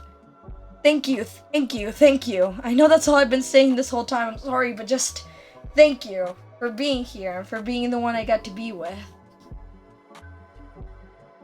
I became really emotional. Somehow, all you could think about was that it was him, of Holden, the man you loved, and now the person you were going to marry. Oh, this is so Then, you raised him, you pulled him into it as you got down in the getting down into the grass. You couldn't hold back any longer. You launched yourself at him and knocked Cove over on impact. He laid flat on his back now, his eyes were wide, but swiftly pulled you against him, as close as he could get, desperate to feel you. You leaned forward and kissed your fiancé. He kissed you back lovingly, and you could feel the smile on his face. The place where you met, where you grew, where you fell in love, was now the place where you shared your life together, where your shared life together truly began. Your eyes drifted close to let yourself experience it, to anchor yourself in this moment and hold on for as long as possible. You, the both of you, never wanted to let go. You were certain of it. The rest of your days would be spent side by side. It was all you'd hoped for. When the swirling excitement of your new engagement relaxed back into the more familiar style of gentle comfort your relationship brought, Cove stood up. He lifted you along with him. I do have a ring too, if you want that. It's just, sentimentality. The half-20 felt better to me, which is so sweet. It was so perfect. I can't. First, for the nostalgia reason. Second, because of the metaphorical one. I love that. I love a good metaphor. And third, I just,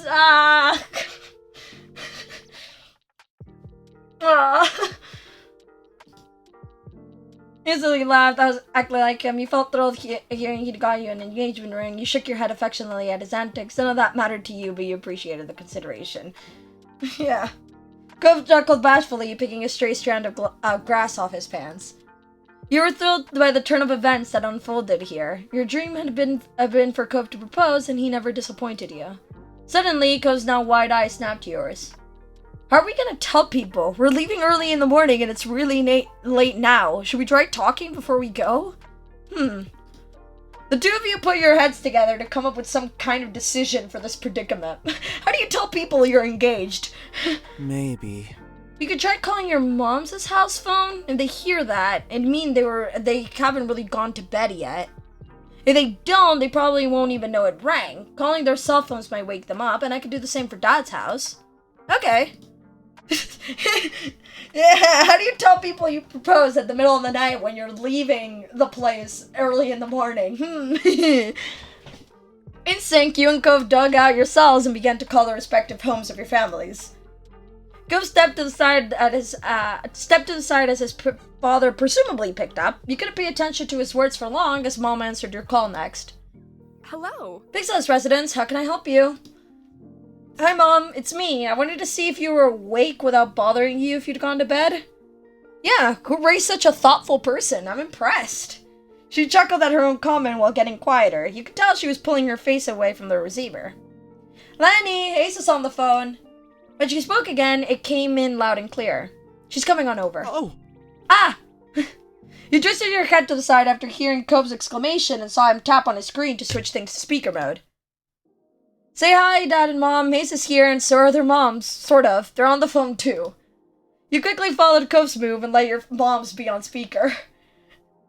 Hey, Pixelist family. Good evening, ladies. Hello, it's nice to hear from you. Agreed, even though it's unexpected. What's happening, kiddos? Well, the thing is, Wait, I'm gonna call Liz. Pam, get your phone. You can call Lee. Everyone, grab your cell phones and just arrange them in a position. It's gonna work out. What? You don't have to do that. I want to, sweetie. This is news they're gonna enjoy hearing, isn't it? I'm certain they won't mind. I mean... Alright. Hey, in that case, Kira and I could call your friends. I've got their numbers. When did that happen? Seriously? Of course. They'd had to call me plenty of times to try reaching you whenever you misplaced your phone and forgot to charge it. Okay, that makes sense. Dad. Oh, that's perfect. You laughed nervously when Virgin. Oh, that's perfect. Well, unexpected. Having everyone on the line would make sharing the news easily. Your parents got to work, leaving the old landline on while they used their cells to call Lee, Liz, Miranda, and Terry's apartment, and Derek respectively. Every call went through, and soon your whole main group was on the line, and they were expecting answers. There was no putting it off. Announcement. Well, you looked at home expectingly. You instantly understood. You didn't even have to break out the puppy dog eyes. He sputtered a string of syllables and then he cleared his throat. All false starts he thought better of. You could feel his brain turning and Cove deciding the best way to approach this. His brow furrowed deep, and then, with expression and tone serious, he finally got it out without a trace of hesitation. We're getting married? Ace and I are engaged. Cove reached over to take your hand as a physical sign of your union. Even though no one could see it, it made him feel better. The hill filled with cheers of congratulations. You heard Terry's distinctive whoop, and your mom started to joyfully whisper to each other away from the deceiver. Lee squealed, and Kira cooed. There was no confusion or need for pause. Everyone in your life was immediately on board with your plans. Bet half of these people were just waiting for this to happen. Cove turned his head and beamed at you, excitement in his smile. It was coupled with a fond squeeze to your hand. You grinned back at him. I'm so glad. I'm so proud of you, Cove. The two of you are gonna be happy, I'm sure of it. Dad. Cove sniffled, eyes wide and emotional. Yeah, I will be. Both of us will be. Kira spoke up gently. Thank you. Thank you for being so wonderful to my AB. I'm lucky and grateful that you're gonna be a part of my life forever. Well put, Kira. Ace is a keeper for sure. Your family couldn't stay quiet for long and began to chime in. I can't believe how grown up you are, but I couldn't be happier with how it all happened. Congratulations, Ace.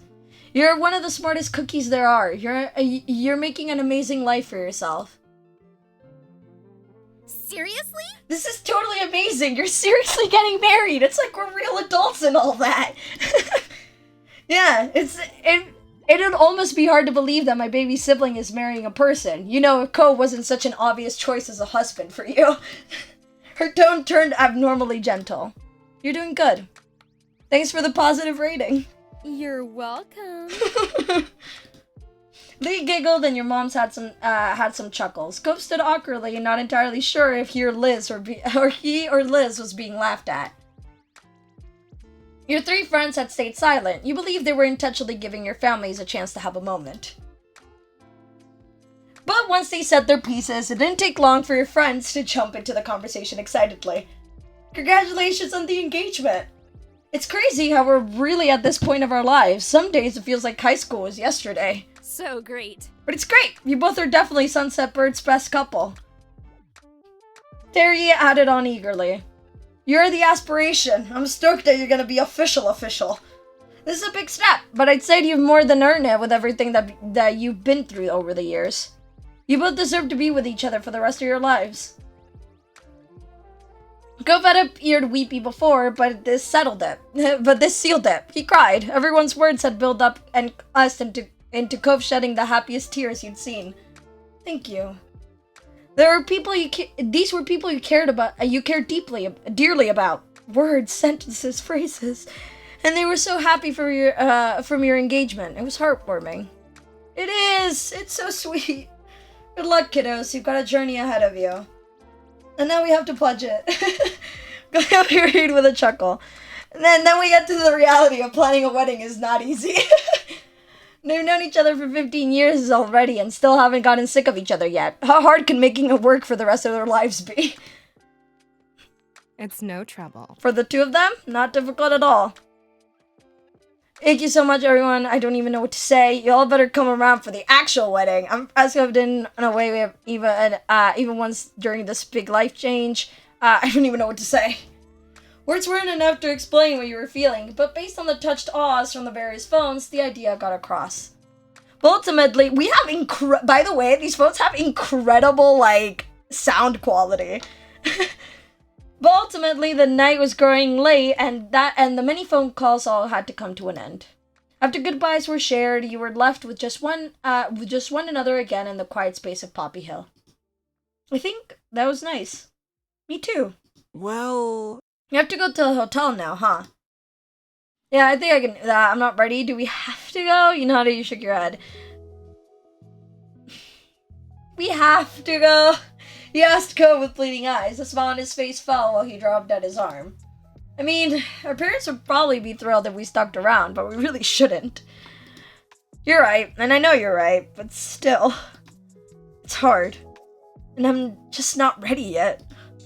The corner of Cove's mouth pulled into a frown. He watched your shoulders slump with a sympathetic look. don't worry about it.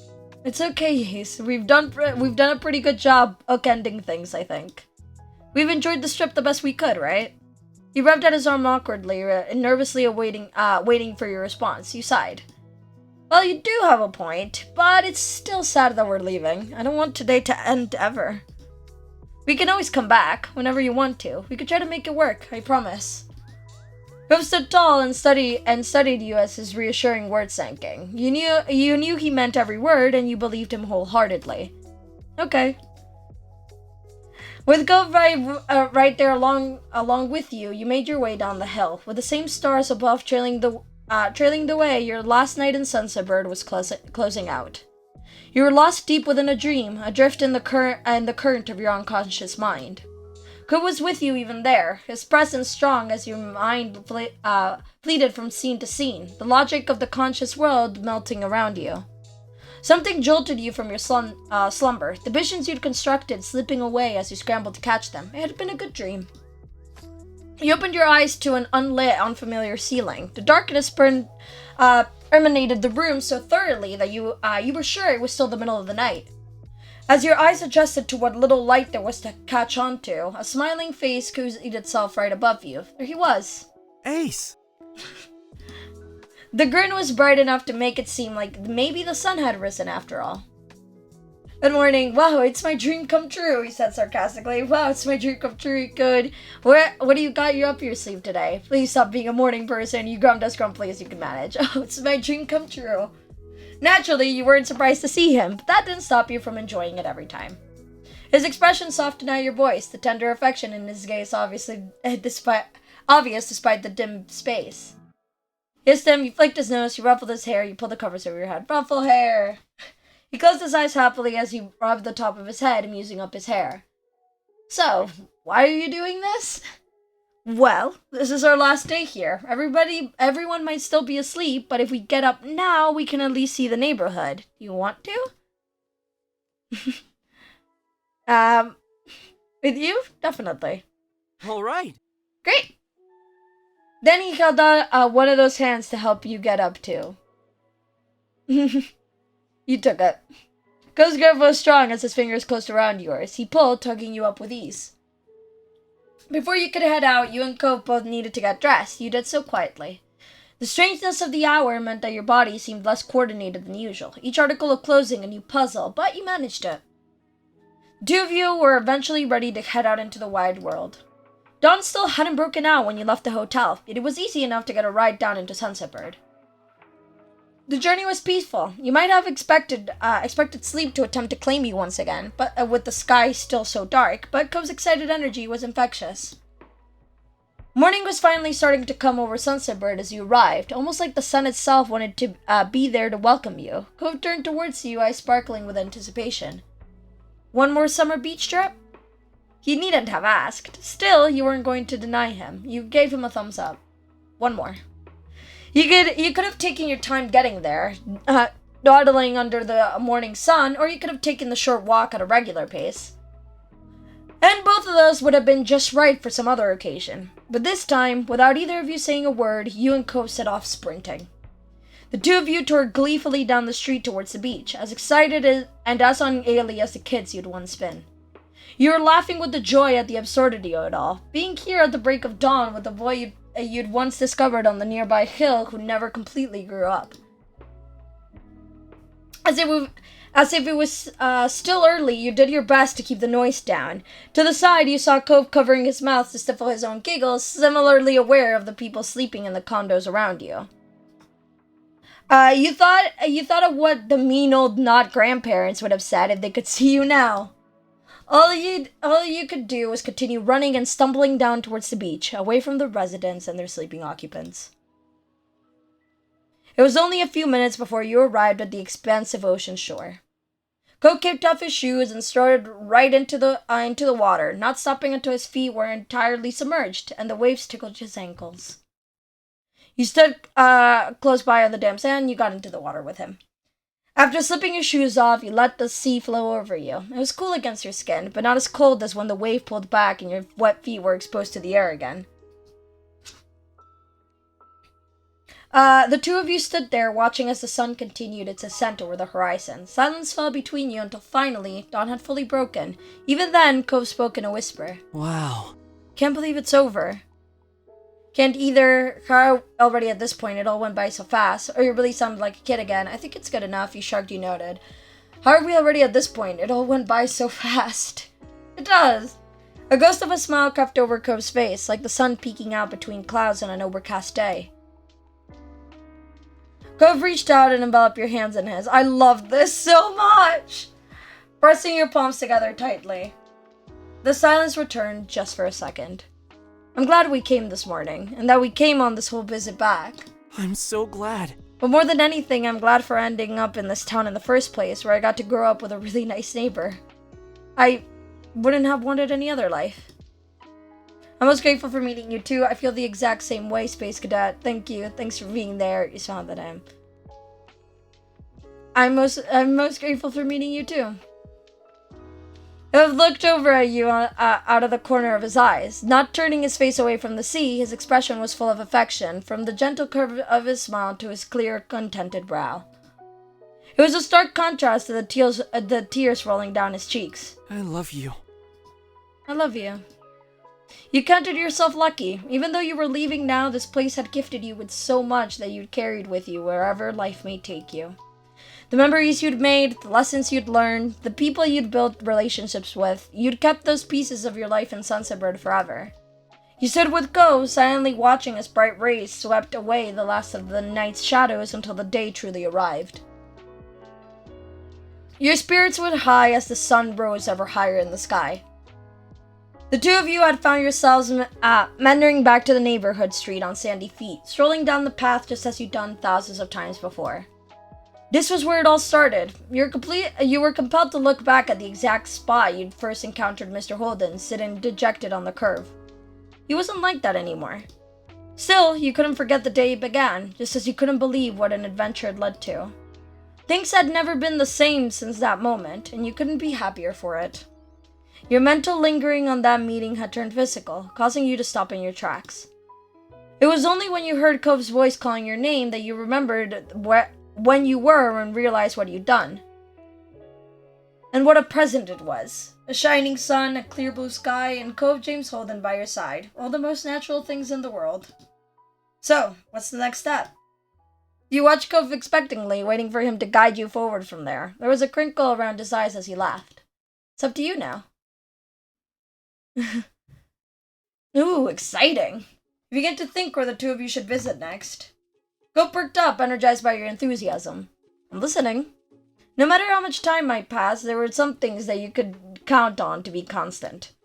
Cove, your family, his family, and all other loved ones being there for when you needed it was one of those things, since the beginning and for always.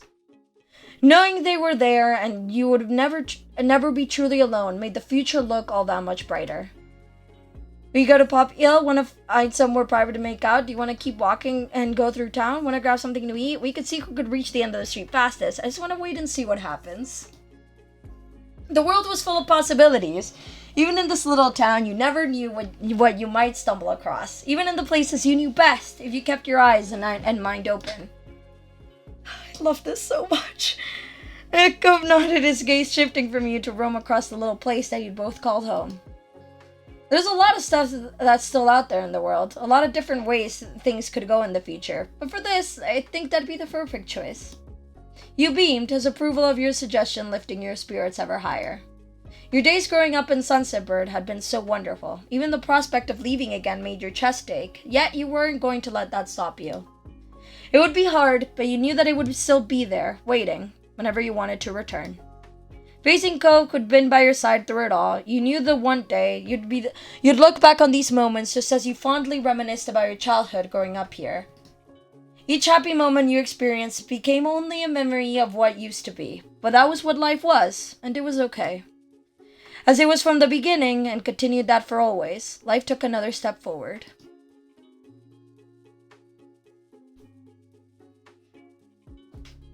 I love this game so much. Do I have to say it?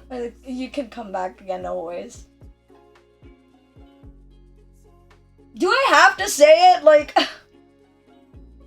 I'm just so... Oh yeah, the DLC! But we'll get to this at another point, at another time. Yeah, we still have an entire wedding to do. One forgets, wedding. We still have a whole wedding to do. But that'll be for another time, as it is 10:24, and this has on for about 3.5 hours now. Which is nice. That's not an issue at all. I kind of, knowing that, like, step 4 just kind of goes, like, one direct, like, storyline kind of thing. Like, day after day, there's no, like, moments kind of scheduled thing. I think it's just rather nice to just do it all in, like, quote-unquote one take. Just go through it, no matter how long it took. 3 hours, 24 minutes. Hey. As it will be. Anyway. I love this game so much. It was so awesome. I loved that proposal so much. That was so cute. Again, it's the whole thing where, like, first is the, like, nostalgic, like, sentimentality of, like, having, like, kept it. Like, kept the, like, $50 bill. And then it's the whole, like, the 4 thing. Oh, I just love it. Oh, I love it. I love it so much. Anyway. I'm, like, sweating. My hands were shaking so much during that. I have no idea why. I suddenly, like, realized when I went to grab the mouse again that my, like, hands were, like, trembling. I was like, what is happening? Why am I so affected right now? I get, like, really into it, and then I just start... you know? Anyway. We're gonna pretty much just straight go into ending soon screen because, well, I can switch to just chatting for a bit. But we're gonna end it right about now. It's also getting to the point where I need to, like, lower my voice.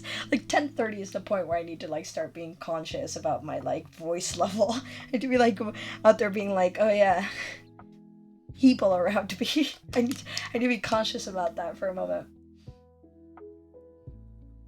But yes, thank you for once again sitting here through this nice story time moment, through these nice wholesome times. Tomorrow, if enough people are available, we should be doing community night, spooky community night, which is fun. We like a spooky community night. So if enough people can make it, we'll probably do that, or we'll do something spooky. For now, it'll mostly be spooky time until now, which is why the title was what it was on this one. Fun wholesome times before fun spooky times, because Halloween's coming soon.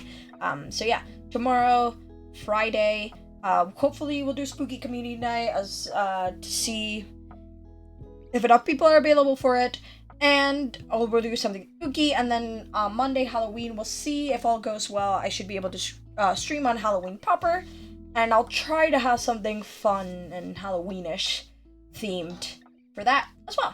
So yes, as always, thank you so much for being here, hanging out, and I hope you have a great rest of your day. I hope you have a good night as well, and I hope to see you here tomorrow. Yeah? Let's find a good ending song, which should be quite easy at this point. What am I feeling today? Well, it's not what I'm feeling. I mostly look at, like, how long they last to see that it's, like, good ending soon material. I don't like them going over, like, 2 minutes, because then it's, like, far too long for just ending soon, you know what I mean? You work. You work just right. Yeah. I hope you have a great rest of your day, however long of it is left at this point, and I hope you have a good night as well. And I hope you have a great day tomorrow. Bye. Bye bye. Bye bye bye bye. Bye bye.